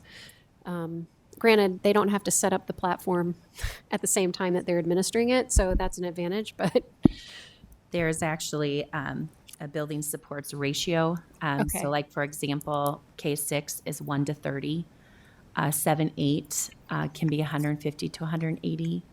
And 9-12. Students per Ingenuity teacher. Students grouped by content. Okay. So remember, it would be by content. Okay. And then 100 to 200 for 9-12. Okay. So a little bit more like the college model, a large class. And those numbers were figured because if you were a teacher for 7th grade and you had 6 periods of 30 kids, Yeah. it'd be about 180. So remember, it's by period, but that's the total amount they would be overseeing. Okay. Okay. Yeah, and then I'll have another So, question. for the elementary groups, as they broke out into their cohorts, they're ranging around 40 students to 45. Some could have 35, but I would say on average it's 40 students in an elementary classroom. The middle schools currently, even though the numbers are much higher that they could handle, they're probably in the range of about 100 students. Okay. Is what they have. You know, probably 2 different courses, a 7th grade course, an 8th grade course. And then at the high school level, the Ingenuity teachers, I'm not sure how many they're assigning to their teachers. Okay. So I guess I'm just trying to put in my own personal context, teaching online. It's essentially the same as if they were Davenport teachers. They've already developed the content, and so they deliver the content because it's that's part of the package, right? So we get the platform, the content, and some guidance, and then we can supplement that. Is that? Yeah. And It's the high school model, right? Or Okay. using their teachers. Okay, who are yeah, certified that's what I mean. teachers Sorry, on- the high school model. Yeah. And the 9 through 12, it's important in that model that it's a teacher certified in that area with all the Right. courses, so that the teacher of record is a certified teacher in that area. And So are I'm they educating- certified in Iowa? They're all certified in Iowa, or is this? Yes. I Okay. believe so. And they're using Iowa curriculum. Okay. So my last question. I know you said that pretty much everything, I think for all the students, but I may have gotten this wrong. You had, I think Bonnie, it was you. You said for K3, you could expect 4 to 4.5 hours of online per day, and for 4 or 5, and I'm assuming 6, maybe also around 4.5 to 5 hours per day, but that it's all asynchronous, right? And so you have sample schedules. So a student, because it is hard, I mean, students can't sit in front of a computer screen for 4 hours. So a student could do 30 minutes, and then, depending on what size the content is broken into, but I would assume that it's reasonable, age appropriate. Yes. Okay. But they'll also be pulled for that small group or tutoring based on the feedback that they need. So Okay. they could be pulled for some of that synchronous learning Okay. with Okay. small groups or individuals. as Okay. needed. And what timeline are we doing that on? Like, every 2 weeks? They'll be doing that daily. Oh, okay. So, again, some students might need more than others. So Yeah. that could be flexible, but that would be during the teacher content day or, Yeah. Yeah. when those would happen. And I'm sure some can be flexible, but Okay. As I guess my last question then. So, you probably said it and I just missed it, but for 7 through 12, how many hours per day are students expected to interact?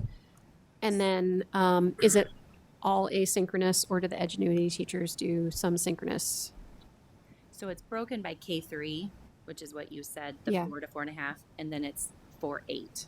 Oh, okay. So that's about 4.5 to 5. Okay. It bumps up at 9 through 12, where it goes to about 5.5 hours. Okay, and is 9-12 all asynchronous as well, except for special extra time or?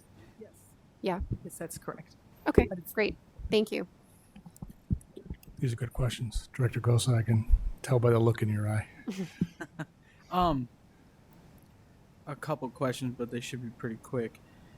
Emails in the campus portal. Obviously, I talked about this earlier. I didn't have mine, and my wife didn't have hers in there, so we didn't get that stuff. Is there someone that is checking the campus portals to make sure that all of our parent contact information is in there so they can reach out to them? I know as soon as I did something, then we got a robo dial out, which I get all those because our phone numbers were on there, and I don't know how we missed not putting our emails in there, but So I'd say many of our principals are currently reaching out to families just to even discuss the A and B or the online option. And during that is when we're discovering, we're double checking all their information. While we've got them on the phone, we're going down through the list, and even some are saying, wait a minute, I'm an A day, and they're like, no, you're actually a B day because we're going by household last name. So there's a lot of conversation going on, but we always are up to every time we talk to a family, hey, it's almost like, can I double check to see if there's anything in here that's changed? okay, perfect. And Perhaps you noticed the change that when we first started this process, all of the information was coming from the district. It was a district-directed, organized communication effort to include the videos that I was doing, the emails that were going out to families. But we've made a very deliberate switch now that kids are starting to think about school and principals and buildings. Now the information is coming from schools. So the principals, the secretaries of the schools, they're the ones who are communicating through their newsletters. I know you get a newsletter from Wood, the Wood Wow, for example, will say, please double check your portal, make sure your information is accurate. We do things very well, but we're not clairvoyant, so we can't tell if an email is wrong. We assume it is correct at face value, but you'll see now that the majority of the communication is going to be very specific coming from schools, because that's where the rubber meets the road, and that's hopefully a noticeable change for our families, because I think they're more comfortable with that communication also. so that means no more videos of you and your Mr. Rogers. Unless you want me to, I can certainly do that. People find that comforting. You should do some more of those. Mr. Rogers, okay. My other question, and I can't even remember the term for it, but anyway, when you're going back and watching the lesson, is there a way to keep track of how many views that's gotten in case like that's an issue that's having a lot of views, so it needs to be covered a little more? And I'm asking for two reasons, because then is that going to single me out being the guy who's going to be viewing it all the time? Because it's probably going to happen. So, all of those are housed in the Google Classroom. So it would probably be connected to your kiddo's account if they're going in and viewing it. So you might be safe. But, Perfect. I like that. And then the one last thing I wanted to say, I did talk about the last meeting last week. I do appreciate Rob and the principals from high school and junior high getting with me to go over the SRO stuff. It was very informative, the stuff they sent out. I appreciated you guys taking the time to let me jump on that, and you coached them very well. They were all calm and cool when I hopped on there. They didn't say anything bad about you when you got off. While you were on there. All right, so the next part of the program. So I'm always reticent to single out any particular groups, but I know special ed is very important to this board given the journey that we've been on over the years. And I always emphasize that our special needs students with IEPs are general education students. So, I'm sorry, there's another question I missed. I apologize. But I think they were going to explain the hybrid model, which I saw her packing up. I'm like, oh, wait. I lost track of that. I apologize. Thank you for catching my attention. They were Ladies. They were running for the door. They were ready. They were this close. They were almost out of the chair.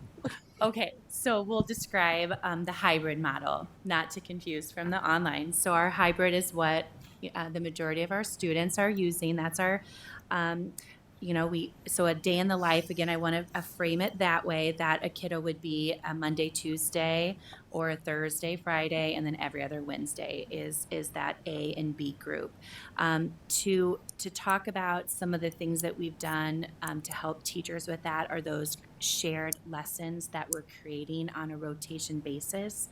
And so we've had a group of our teachers at every grade level, every content, working together through the summer to create week 1 and week 2 of lessons. Those lessons will again focus, like at the elementary, on those core areas, so reading, math, science, and social studies.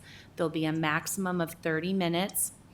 That if you're getting that on Monday face-to-face from the teacher, you're also getting that lesson at home through that asynchronous learning that's happening. That is a pre-recorded explicit instruction video that the teacher is doing. So that instruction is matching. So we're progressing through the standards at the same pace.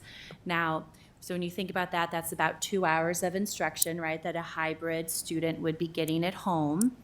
And when they're at school, we know there's a lot more face-to-face time that they're getting.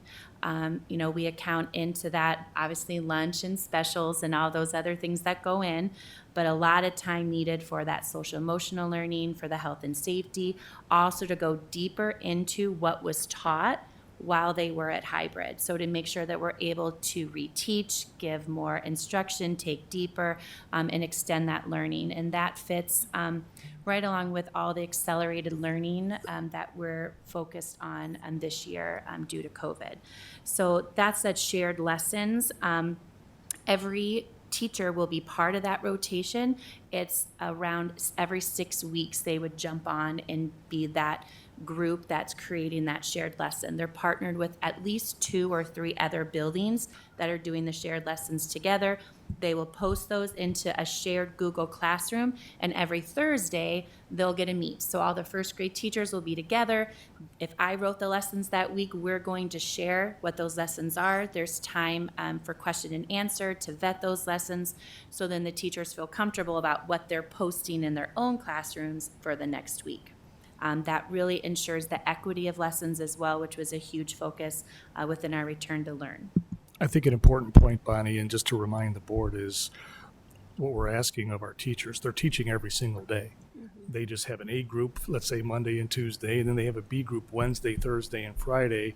But when they're not seeing those students, they still have to have a lesson delivered to the students who are at home. So this is a way to make a task manageable by sharing the workload, so that, 1 week I'll be in charge of whatever the lesson content standard happens to be, and for the next 5 weeks, my colleagues will have the responsibility of doing that. And I think it was an equitable way to do it, and just appreciative of the fact that we were able to get through what was sort of a complicated scenario that we were hit with at the end of July, because our plan was to go with teachers not having to come in on Friday, which would allow them the opportunity to catch up if we were going to go with that 40% model. But we had to go 50%, and we were able to shift on the fly. And we did a plan somewhat similar to this in spring, which kind of gave us a little bit of working knowledge as to how we wanted to frame out when we started the school year. So my congratulations to you as a team for organizing that, and the teachers for really organizing, who's going to be doing the work and how it's going to be done effectively and efficiently.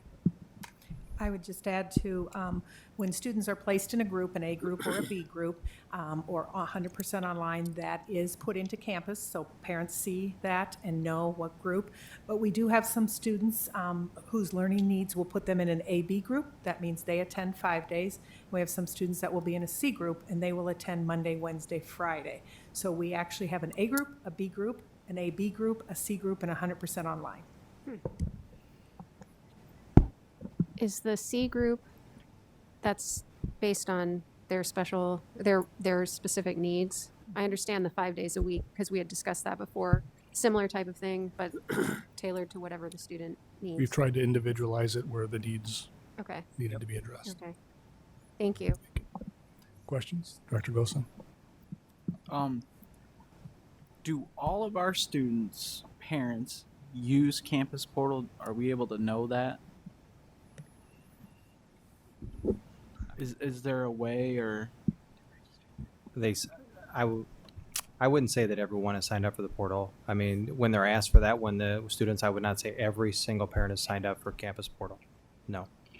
But could be a way for us to reach out to know which families are not signed up, because some families just use their student's account.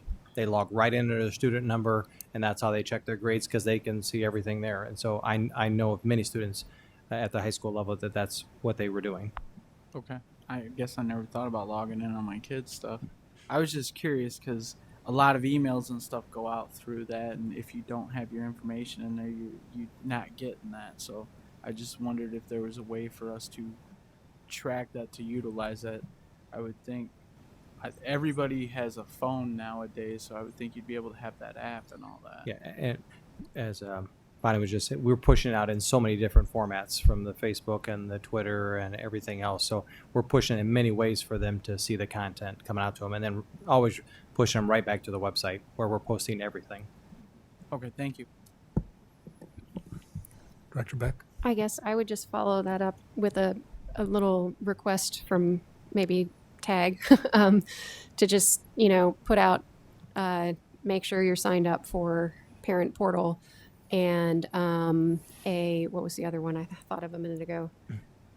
To check what your child is enrolled in. And I know we've talked about it a lot this summer, but I remember when we did some of the planning over the summer, that was something that came up that we really needed to make sure that parents know, because I never checked Parent Portal because I've only had an elementary kid, so it was never a big deal. So that's kind of a change. And now I think most parents probably register through that, but there's always that few.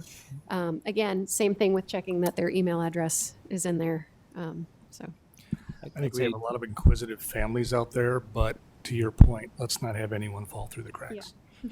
One of the things that we have added this year, we've got multiple associate principals that are assigning these parent portal passwords, easy to say, but because we didn't want it to clog up the system where they were taking days to get back to them. So now we have 8 principals who are reaching out, and each associate principal has elementaries assigned to them.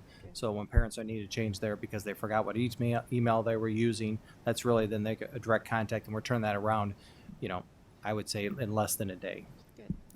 And I think that's an important piece, Rob, perhaps to expand upon, because there is an administrative component to what is effectively an online school that we've created and the structure that you've designed with the team. I think the board should probably hear about how the assistant principals are basically the principals of these online schools and how we came about that. Right. So for example, I'll just talk about the password to start with. If I know the email, it's easy for the system has it. I can say, I want to reset my password. The issue is if I was using a Gmail account and I forget which one it was and I'm using my MediaCom account, that's where they can't retrieve their password. So we were finding that was really, and it was all happening in a short amount of time when registration was coming around right the week before school. So now we put all these principals, and then I think it's important. You talk about the student success coach that we have for each one of the families, having an administrator where a parent knows who the administrator is. When I call Central High School, when I call Wood, who is the online principal? Because the principal has so many duties.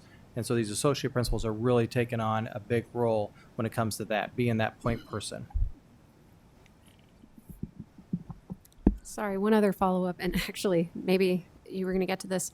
So I just want to clarify, if in the hybrid model, let's say my student's in group A, because he is, so he's going to learn, I don't know, 2 + 2 is 4 on Monday, right? And the B group is learning 2 + 2 is 4 online.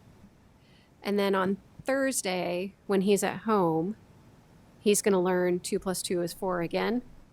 No. Okay. What happens Monday face-to-face with the teacher is happening also Monday at home. Okay. It's just the teacher's delivering it face-to-face, or it's a video of explicit instruction that they're watching at home with an application to do with the same lesson. Okay. So then on Thursday, My we'd student gets the next. He'd be learning it from a video. Okay. I'm using simpler words. And then there's follow-up, right? When they come back to school, we've checked their work to see if they've understood that concept. We can reteach, pull for small group. Okay.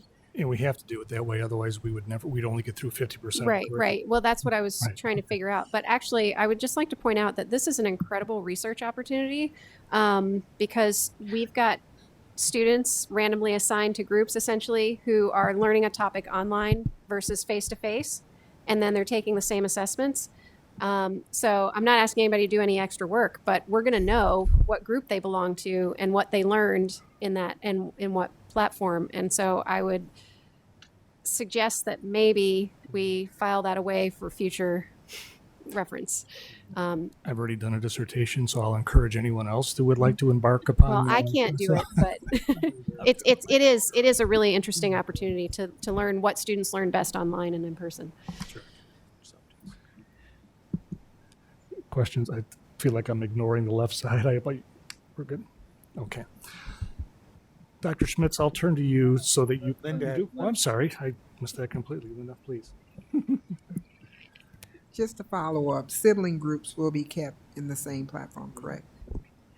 That's how they were grouped. Sometimes a parent might make a request differently, and if the principal can honor it, they did, but that's how they were grouped together to start. Okay, thanks. By household last name. Okay, thanks.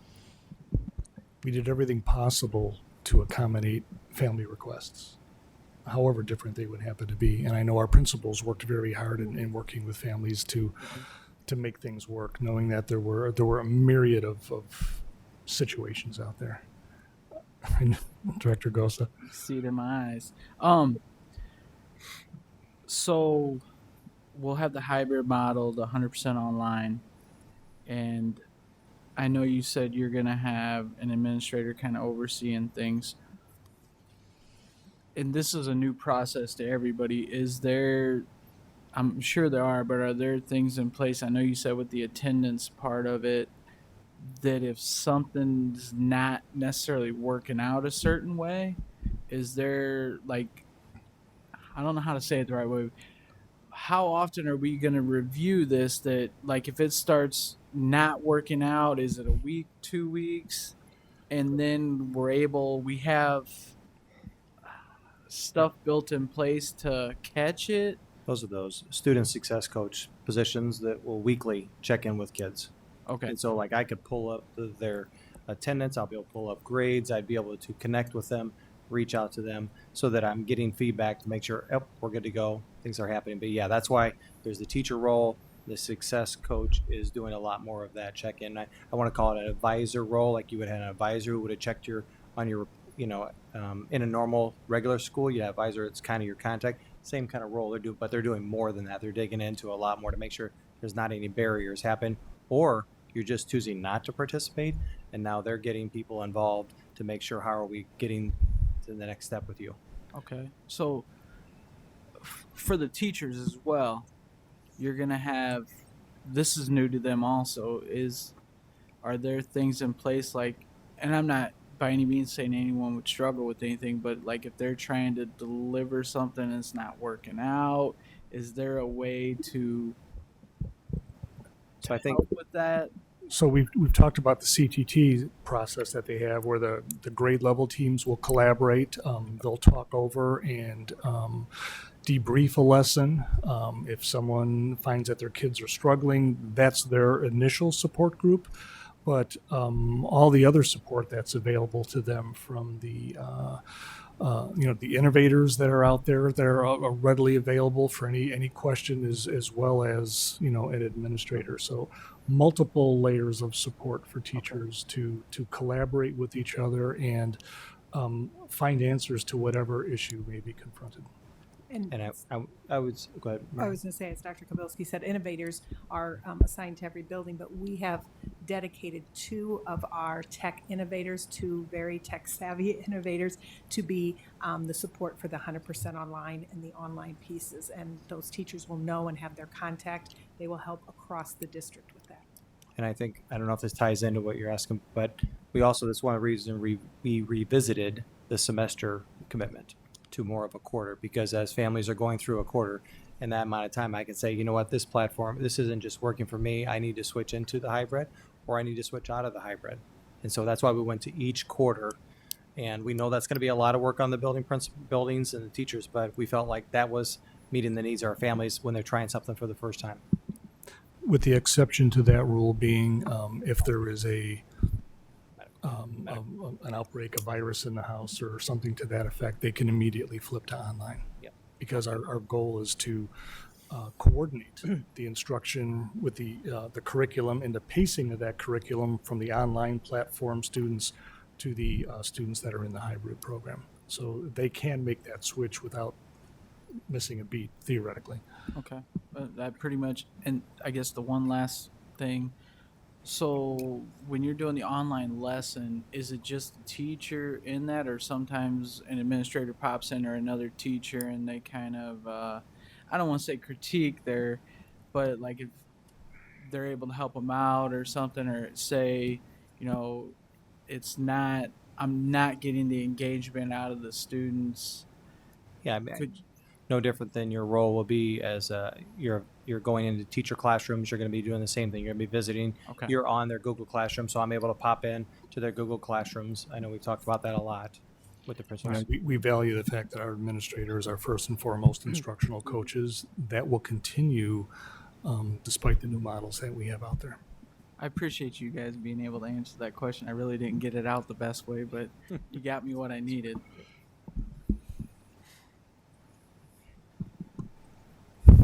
Going once, going to, it's Dr. Schmitz, could you explain in I was going to say not in any great detail, but some of the nuances that are associated with students that have either IEPs, and I know you spoke to that at length Right. last week, but Right. anything No, that you would like just to? real quick, the only, we've got IEP teams right now meeting, given the conditions and the layout that it's going to be. How will a student with an IEP get their specially designed instruction within that particular format? Will it be additional time with their special education teacher, additional time with a para perhaps? Perhaps we're giving a general education teacher some additional tools to work with students.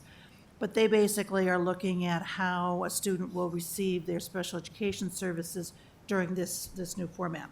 The other thing we have, we're blessed with special education in that even under normal circumstances, every student who has an IEP has what's referred to as a case manager. That's typically the special education teacher, but they will be watching very closely for those kids that are 100% online to make sure that they're engaged. And that then we can reach out if they're not. Thank you. Questions for Dr. Schmitz? Could you explain the Keystone transition and how that's happening and going Yeah. on? And Yeah, we started we started when the decision was made we held, for those students who were there with IEPs, we held IEP meetings for each one of them to make sure that they had an easy transition back to whichever school. We planned to do school visits. In some cases that happened. When COVID took place, the majority of those IEP meetings had already been held or continued to be held throughout the school year. Some parents asked that we wait until this fall, and so we're catching up with all of them the same as we are the other students.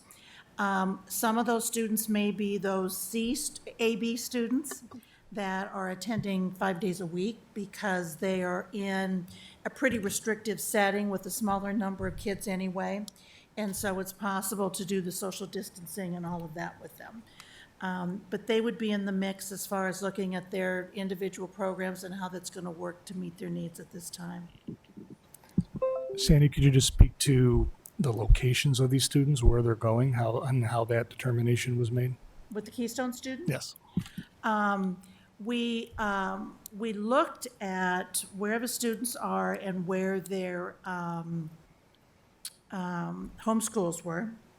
The majority of there was a good number of students with IEPs at Keystone who could go back to their home building without having, and I don't like using this term, but for the sake of the conversation, a Keystone-like classroom, because over the last 2 years, we have really added additional behavioral support to all buildings. And we used to cluster, where if you had a particular type of building, you had to go to this or disability, you had to go to this building. We've leveled the playing field a little bit so that kids can attend their home buildings, but so many of those kids did. But we still have a good handful of kids that were at Keystone for a very specific reason, and that's that they need very intensive behavior supports. But we didn't have enough to send every kid back to their home building, or we would have one teacher per one student in every building.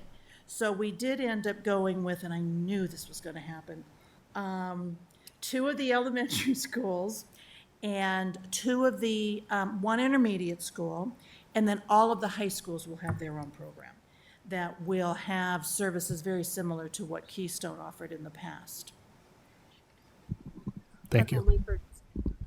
It's only for special education students now, That's correct? just for the students who were there for special For education. special education, which was the original purpose of Keystone? Keystone. I sort of. wasn't here then. Okay. But All right. that's my understanding. Well, it's what they need, and that's Yes, what's yes. okay.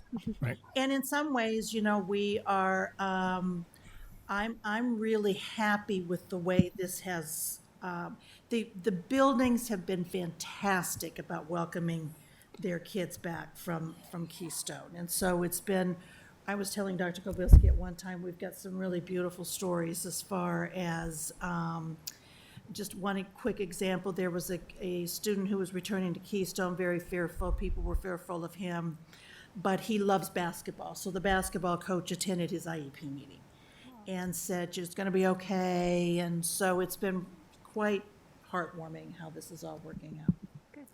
Which is the way it's supposed to work out, right? So thank you for all of that hard work. And unless there are any other questions, Director Gosa.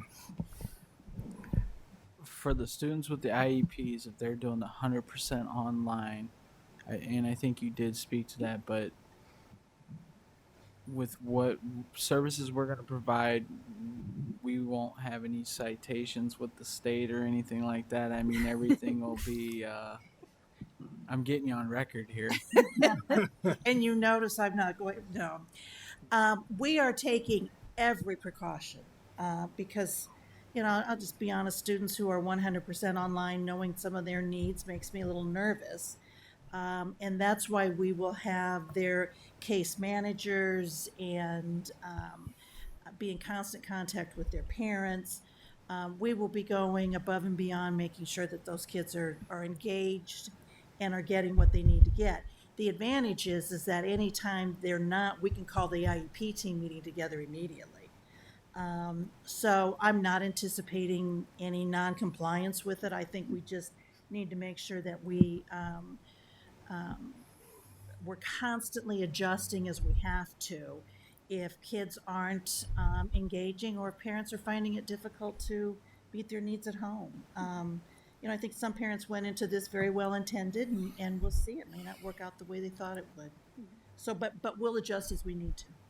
Sandy, I think there's a reason why you spend 2 hours every Tuesday afternoon on a Zoom meeting with the Department of Education just for special education every single week. Yeah. Because the DE understands the magnitude of what we're trying to accomplish, and to their credit, they're working with us. The communications, the challenges and opportunities, that conversation, I think you find very valuable in terms of what their expectations are for us. But then through those Zoom meetings, we have an opportunity to express the challenges that we're seeing at the ground level. And that's a weekly occurrence that I know you found valuable.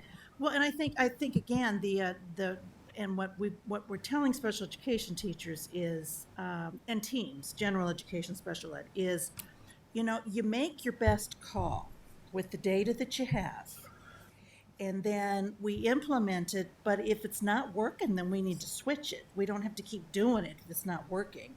So the collecting the data as we go along and including data of engagement is what's going to be so important to make sure that if that's not working, then we try again. We come up with a different plan. Also, I want to thank you for that committee of the whole discussion. It's probably one of the best ones we've had in a really long time, and having the teachers involved with that, and acknowledging the things that we did wrong and how we're going to fix them and what steps are in place to do that. I do appreciate that a lot.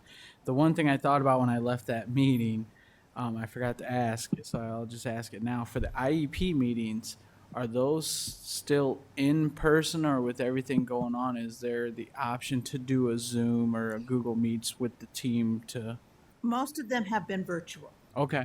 And we have parents that request either or, we will meet that request. If they want to meet face-to-face, then we'll do, like a room like this where we can all social distance. But we're encouraging for the purpose of health and safety to do that virtually. And I have not gotten any feedback from teams that they are having any difficulty with that at all. Okay. So I'm assuming you probably got like a meeting room here or something you do it that's big enough, because you probably wouldn't do it in a cafeteria in the school or something, I wouldn't think. No, I think, I think classrooms typically Oh, okay. I didn't is where think they about would that. occur, yeah. Because again, you also want to protect confidentiality. And so, but I think that they're doing a really good job with that. Okay. And I think I heard you say no state citations from here on out, right? It'll be in the minutes. Right or wrong, we had some non-special ed kids at Keystone. What are we doing? And there was a reason they were there. Whether they should have been, what are we doing to transition them, accommodate them, give them some supports? Because just throwing them back into school. I'll turn that over to Dr. Well, that I wouldn't describe it as they were being thrown back into school. We're making very deliberative efforts to put together a transition plan, not only at the building level, but to individualize that for the reasons why those students were sent to Keystone. Rob, could you expand? Yeah, I'd actually like to have Director Schneckloff come up here because he can talk a little bit about the redirection levels that we have. If he has a microphone, he can stay over there. Keep us social distance. Thank you. So at each one of our levels, we have developed a continuum of supports that kind of goes along with the name redirection. And so at our elementary, middle school, and high school, in every one of our high schools, we have a redirection program. We have one at the middle schools and one at the elementary schools, and it was based off of past historical numbers after we evaluated those programs. And so over the summer, we revamped our disciplinary hearing policies and actually worked with Sandy today to kind of walk through what happens when a special student with services comes to one of our disciplinary hearings. And so that now is good. Disciplinary hearings are now going to come through learning supports. Dr. Klipsch and myself will be overseeing those, and we worked through with the building principal today. So we've created programming guides for all of those programs, and we're seeing it more as an on-ramp. What are the behavior supports that are necessary? And then working with teams at the buildings to put in better plans with better research-based products. And so that's the direction that we're heading.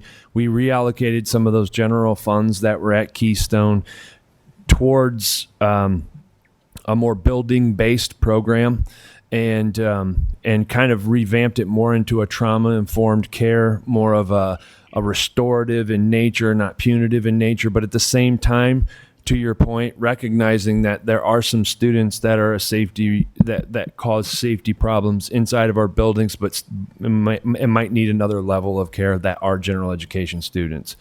And so in our secondary programs, we have different levels of redirection.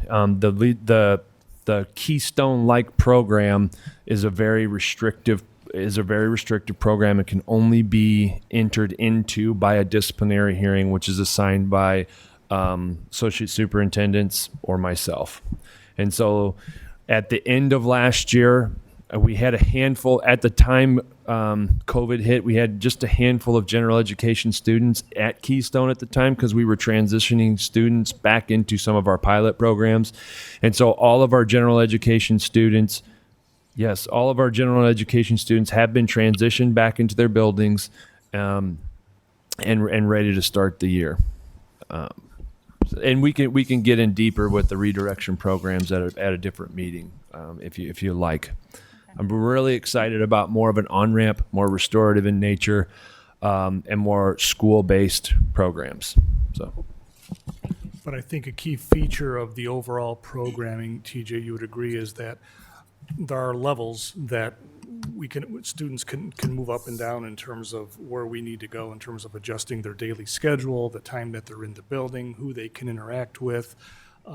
in addition to the type of support that they get from the school district, whether it be a social worker or a check and connect coach, things to that effect. So in the past, it was either suspension or keystone or expulsion. Now we have multiple layers of interventions that we could put in place for these students that would allow them to continue their education in a way that gives them the opportunity to redirect in a positive way so they can join the general education community to its fullest. But they have to earn that right.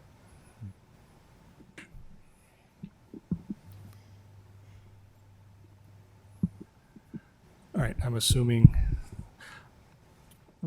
part of my last comment was to just say thank you to parents for their patience with regard to all of this information. You can imagine that not only, you've been a part of this process in your head, your minds are probably spinning, and parents that are just getting this information and have been getting it along the way. Again, appreciate your patience. A lot of legwork went into this, and I would just emphasize that we will do everything we can to keep the avenues of communication open with parents, but I would encourage parents to stay in contact with us too, whether it's utilizing the website or emailing an administrator, a teacher.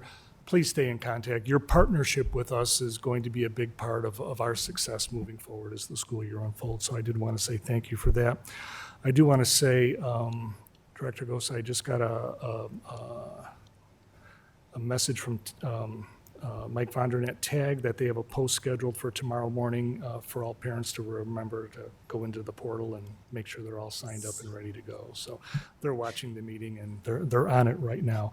The last piece is we're transitioning again from the plan to the implementation. A big part of that is compliance. We're starting to see some issues across the river where things aren't going well as school is opening, and we're hoping that some of those negative circumstances will remind people here that there's a reason why we've planned to the nth degree and everything that we have in place. And I would encourage everyone to follow the rules, whether they're operational.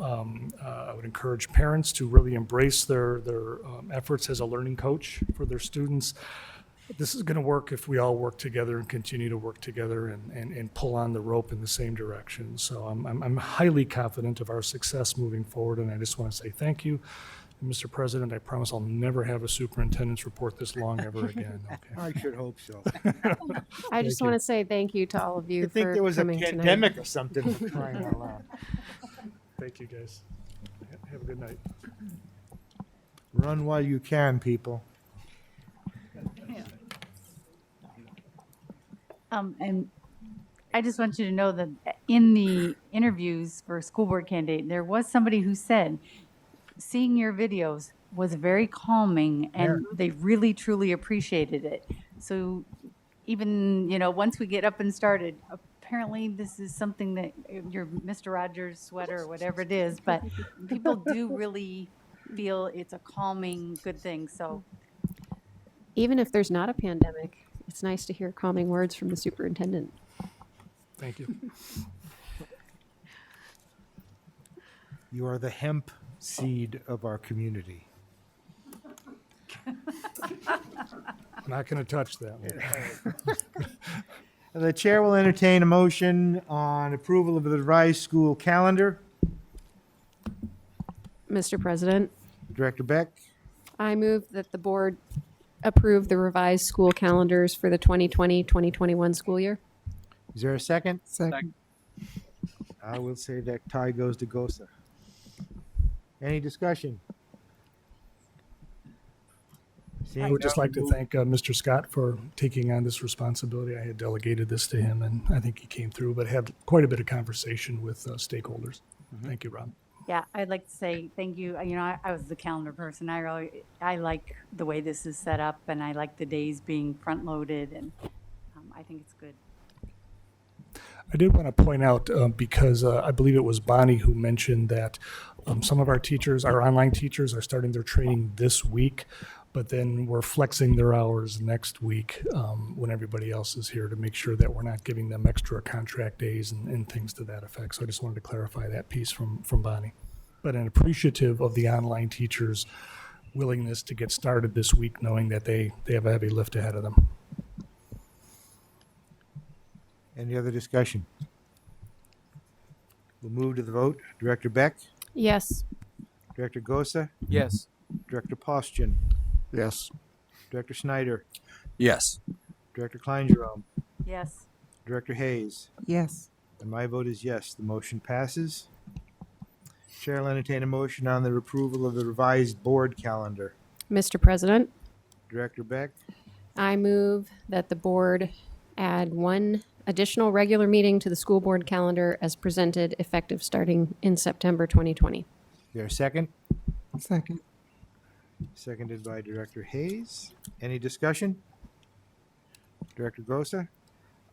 I just wanted to say at the agenda committee meeting, we talked about this a lot, and with all the things that we need to have that we talk about for the meetings, we decided it would be better to add another regular meeting so we're covering everything that we have our check sheet as a board that we need to do for the state compliance, so that way we're getting everything done.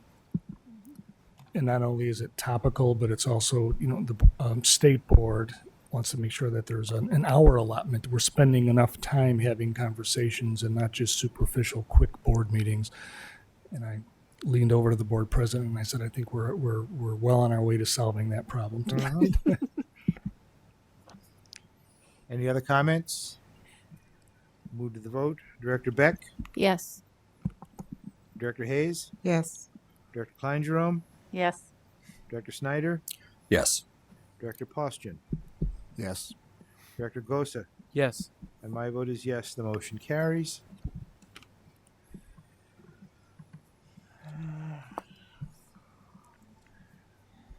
Chair will entertain a motion on the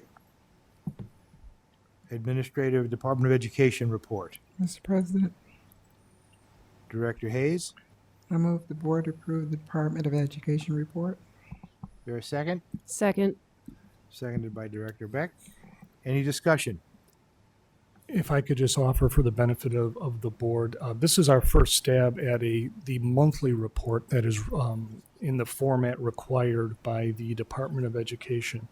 This report is not due until next week, Monday, so my intent was to send this off to Amy Williamson tomorrow and say, does this meet your expectations? The last thing I want to do is send a report in a week and then not have them happy with it. So this is our first stab. I hope it's in line with the format that they're looking for. I do have a few questions that I'll be forwarding to Amy Williamson, especially when it comes to the report itself. There's a column for current data and then notes, and you'll probably see in the August report, we just slammed everything into notes and we don't have anything in current data. So I just want to make sure that maybe that's a column we don't need, or if she wants me to delineate between data and commentary, I'd be happy to do so. But I'll ask for her direction after I send this email tomorrow. So if we can get a motion to approve the required action report for August, pending corrections as suggested by the DE, I think that would be the appropriate motion. And then I'll make sure that this gets off next week, Monday. Director Gosa?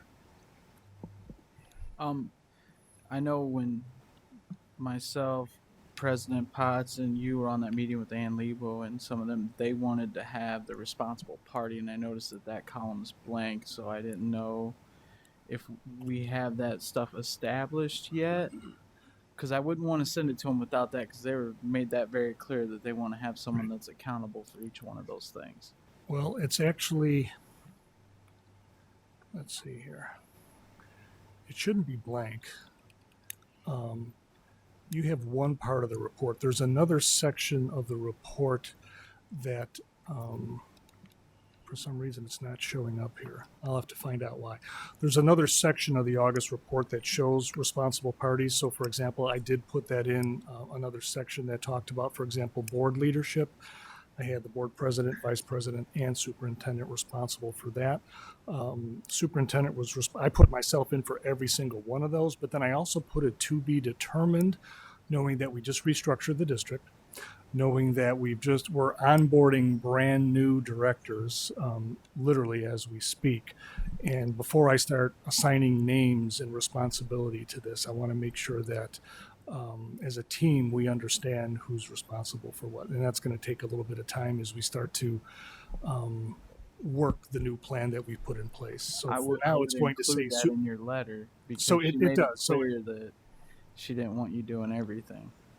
right. So what it says is that it says superintendent and to be determined, which Okay. means there's going to be a name there, but just not right now. Okay. Little early for that, in my opinion. Okay. Especially for the new folks. I just want to make sure we're good before September's meeting. Right.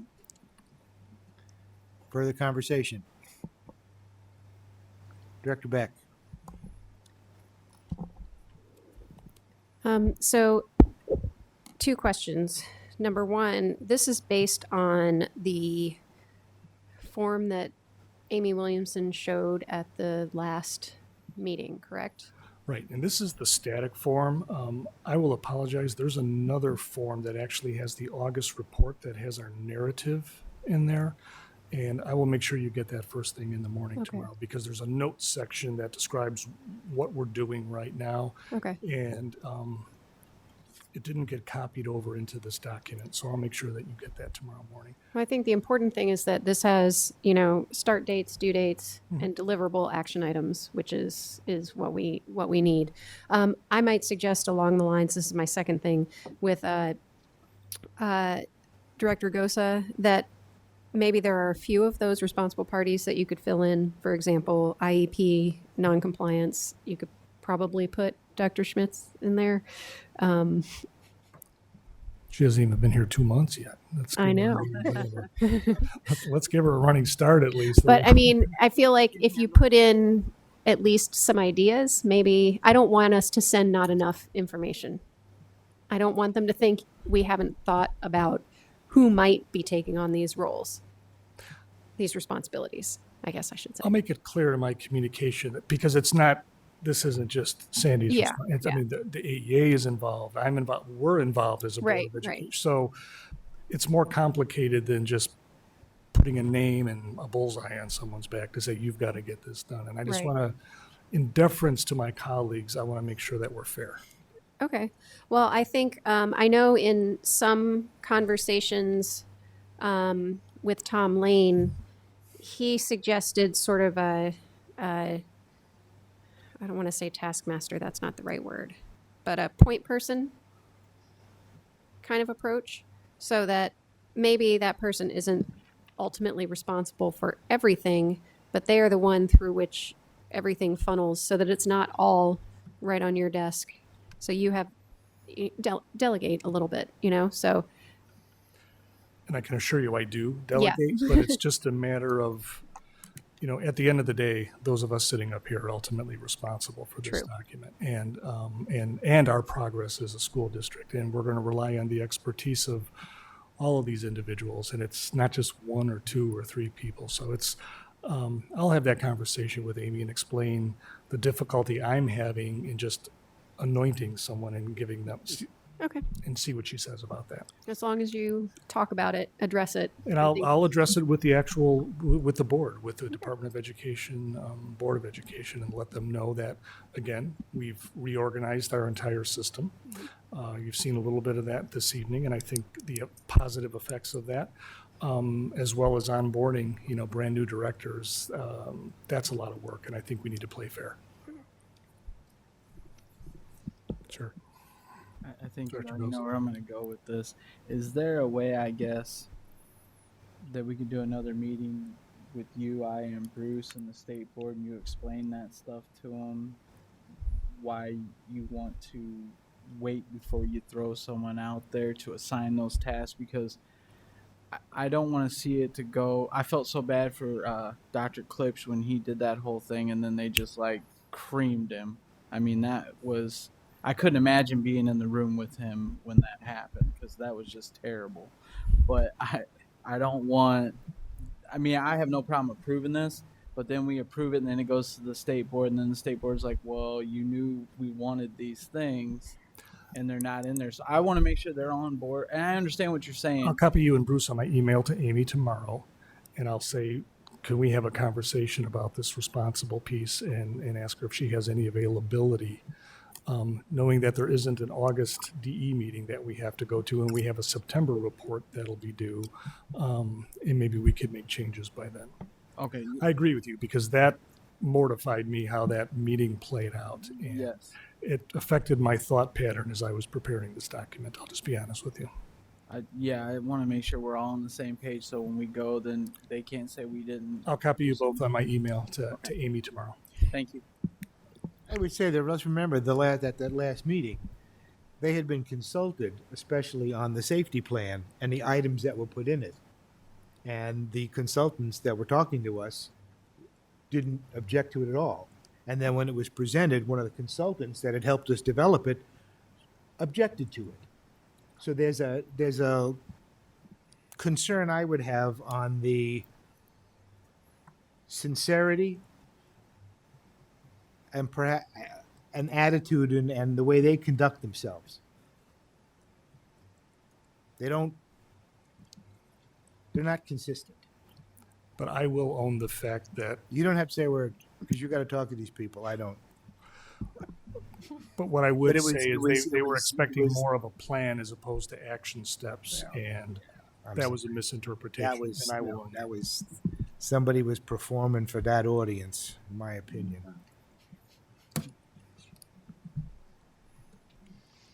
Any more discussion? Mr. Chairman. Director Postian. And I agree with your comments, but bottom line is we've got to get this done. Oh, yeah. You know, we've got to answer to their request. And as far as I'm concerned, we need to get real aggressive as a board and basically attack these issues. Mhm. And so, again, at the last meeting, Dr. Kabilski, I mentioned to you that, you know, give us the task. If there's some tasks that need to be done by this board, you know, give them to us. Obviously, the top three there on the list, that's something we need to get on right now. And I think it's going to help that we have the additional meeting each month. But as far as I'm concerned, we can have even more meetings just to get this done. Further conversation? We'll move to the vote. Director Hayes. Yes. Director Beck. Yes. Director Klein-Jerome. Yes. Director Snyder. I am abstaining on this. Director Postian. Yes. Director Gosa. Yes. And my vote is yes, the motion carries. Discussion items, monthly financial report. So, Mr. President and members of the board, we are in the process of finalizing our fiscal year 20 budget, and we will have a key metrics report available for you soon. What I didn't want to do is simply give you the same report that I gave last month, but two things are happening right now. One is the auditors have arrived, and they are in the building. So welcome to our auditors who are here. But the other important piece is we feel very confident that all of our expenditures from fiscal year 20 have been accounted for and have been placed into the budget. What we are still waiting for are some of the revenue items for fiscal year 20, namely in the form of federal dollars, such as Perkins grants, I believe we're still waiting for. And it's very important that we account for these revenues in fiscal year 20, because that'll set our spending authority for next year. So here's a date that I want you all to put on your pad and circle. It's September 15th. That's the date when I can report on either what I hope to be a positive unspent balance. And that's what my intentions are to do at this point in time. But that's the date where we will know exactly what that looks like. And Gary Sinclair is now on board and is reviewing our data also, and I hope to have him available. And we'll have to decide based on the conversation with the Finance Committee what the sequence of that conversation should be, because I think the Finance Committee should have direct contact with Gary Sinclair when the Finance Committee meets. and then make the determination of how that reporting gets broadened to the rest of the school board. So we will engage, and I'll work with Director Poston on getting that first meeting scheduled and working on a system so that the Finance Committee can actually start making recommendations to the board, which adds that extra layer of oversight to the district's finances, which I think is eminently appropriate, if that's okay with you, Director Poston. And I think Director Klein Jerome is on that finance committee. That's my understanding, so thank you, Karen, for jumping on that. And we'll set our first meeting up for sometime within the next 2 weeks. I'm hoping we can find some time, and we'll get Gary to zoom into that and give you everything that we know, and then we can decide together how we want to proceed with the full board. Okay, and that concludes our financial report for the month. Sure. Before I take board requests, I just want to try to remind. Mr. President, I'm sorry, Director Hayes had a question for me. Yeah, last year before COVID hit and everything went awry, several parents, well, several schools, I guess, had planned trips and parents had paid money. And I know for one school, there was like $1,200. Is that factored in, or will it be removed and returned to the parents, or how will that take place with the financial report and clearing that up? That matter hasn't hit my desk. Rob, has that been something you've addressed? Yep, so the trips I think you're referring to are the spring break trips that would have Right. taken place, and those are run completely through the booster clubs. They're not run through our financials, so it's not a cost in, cost out for us. So the refunds that they're getting are going back to the people. Very consistent from what we did have Winnie Meyer look at the language of the contracts, and but they're getting a consistent amount back that they're getting with many districts. But with I think it's, I don't want to say the name of the company, but one of the travel company that they were using is very consistent, but it's not 100% return by any means, and that's part of the contract. And so they're working with the booster clubs, are working with those groups and with their parents. But that's not Is that answering your question? It does, but I was kind of wondering, even with that, the parents basically paid in good faith for their children to go on these trips. Is that anything that's covered through CARES at all for them? Because I've had several to ask, do we ever get our money back? The district was not the organizer of these particular events, and we were not involved in any of the financial transactions to include selecting the vendors, locations. That was all run through the clubs and the booster clubs, so they bear the entire responsibility start to finish. If we were to get involved with that, we would have issues of expending district funds in a manner that we should not.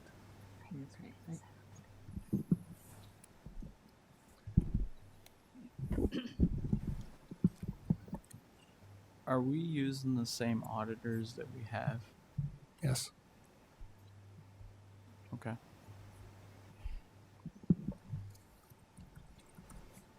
On board requests, before I start reading the board requests, I just want to remind everybody what our procedures are for requesting information. If you have a request for information for specific data, a number of this, or you know, how many kids are online, or how many sections of social studies, those requests go to Mary, and Mary then funnels them to the appropriate administrator, okay? If you have requests for information that's multi-layered, okay, you want multiple layers of information, that's going to require the person you're asking, it's going to be an expenditure of time, significant expenditure of time, then those things are board requests that we ask for at the board meeting, because those require time, therefore they cost money, so they at least require a second to move forward, okay? I just want to make sure, we're shutting down in March. I know I've gotten a little more loosey-goosey on you know, picking up the phone and calling people, but I think we need to, our people have a lot on their plate, and we need to be more focused and more funneled in how we're asking for our information. Well, if I may add, Mr. President, specificity and time would help. So, for example, if it's a simple question such as, how many students are in the online program as of today? Boom, we can get you that number, and it's out there. where we have difficulties is when we're given research projects that require us to go in and look at data, analyze data, gather data. We're willing to do that for the board, but I would just ask that the board obviously funnel everything through Mary, who will then contact me so I can get it to the right person.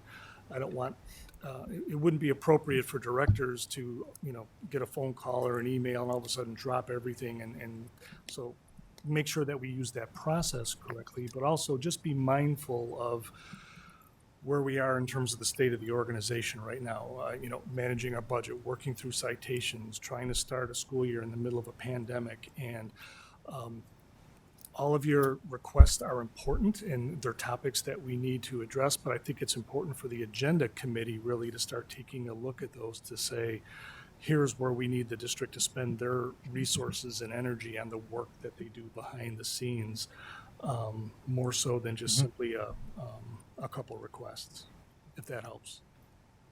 Thank you. Dan? Also, I just want to remind everybody that Mary does have that document up going with board requests so you can see where they're at and where they're being reviewed and everything. And we do discuss them at every agenda committee meeting and where we're at with them. And then as for myself, I usually, if I have a question come up, I'll call Mary and ask Mary where I should direct that person. And then I'll just reply back and do it that way, or the chain of command where they need to get a hold of the building, the teacher, then the principal, and then the associate, and then if it doesn't go anywhere, get a hold of the superintendent. And then if you still don't get anything, then you CC a board member and you'll get something. So I just want to say 2 of my requests are actually, one is just adding a timeline, and the other one I couldn't find on the spreadsheet, so. Board requests from Director Hayes. I would like to revisit the return to learn conversation during the second board meeting of September to discuss how the platforms are working out. Rationale is I feel that it's important to report out on how things are going. There's been a lot of hard work put into the planning, and I would just like to be advised so that we could potentially celebrate the accomplishments. Is there a second? Second. And this is a agenda item. Director Beck asked about, she's requesting student data on interaction with our SROs, type of results, etc. The police chief indicated that they could do that. I would like to make sure that this is done this year. And this is a request for information. We need to make sound decisions for the safety of our students and make sure that those decisions are going to reduce disproportionate discipline. Is there a second? Second. Make sure you guys write really big so Bruce can see. So make sure you write really big so Bruce can read them all right. Yeah, sorry about that. That's okay. I used to read a lot of 7th grade handwriting. From Director Beck. I would like to use the baseline data for 3rd grade reading from 2018, end of the school year. This is a second request. You're correct. It's been sitting. 2018, 2019 school year, sorry. It would have been like end of 20. You want the 2019 Yeah. school year? Okay. And I know there's a memo coming out, but I think it would help us in our discussion of disproportionality and reducing that. It says, we know that 3rd grade reading is important to a child's development. Children who read at 3rd grade level are more likely to succeed, less risk of disciplinary issues, dropouts, etc. Something will help set the goals to reduce and eliminate disproportionality as per student citations. It's the right thing.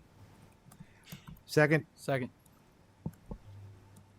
And this is a request information and a potential agenda. Mm-hmm. Director Beck. I would like the board to do a group book study on at least one book on systemic inequities. I think it's important that we are to make systemic change and disproportionality. It starts at the top. Is there a second? Second. This would be agenda item? I think it would be an agenda item because the idea would be Discussion. It'd be on discussion afterwards, okay. Yeah. Okay. Well, there's not a discussion category. All right. Administrative reports. Thank you, Mr. President. I just have one item. As this board and this community is well aware, we do have a student of ours that we're very concerned about, Breasia Terrell, who's been missing for quite some time in our community. And I've had the opportunity to meet with mom and offer district support and whatever that looks like. And I would just like to emphasize that our efforts as a district will continue, whatever it takes to find Breasia and bring her back into our school system. But let's not forget that this is still something that we need to work on and we need to solve. And sometimes these things, fall back a few pages in the newspaper, and I didn't want this falling out of the headlines. We've had a number of our staff members that have participated in searches. We have a staff member that is our community liaison who's been working on a daily basis with the family to provide supports. That will continue. And our best wishes go out to the family and the safe return of Breasia. That concludes my reports, Mr. President. Chair will entertain a motion to adjourn. So moved. All those in favor say aye. Aye. This meeting's adjourned.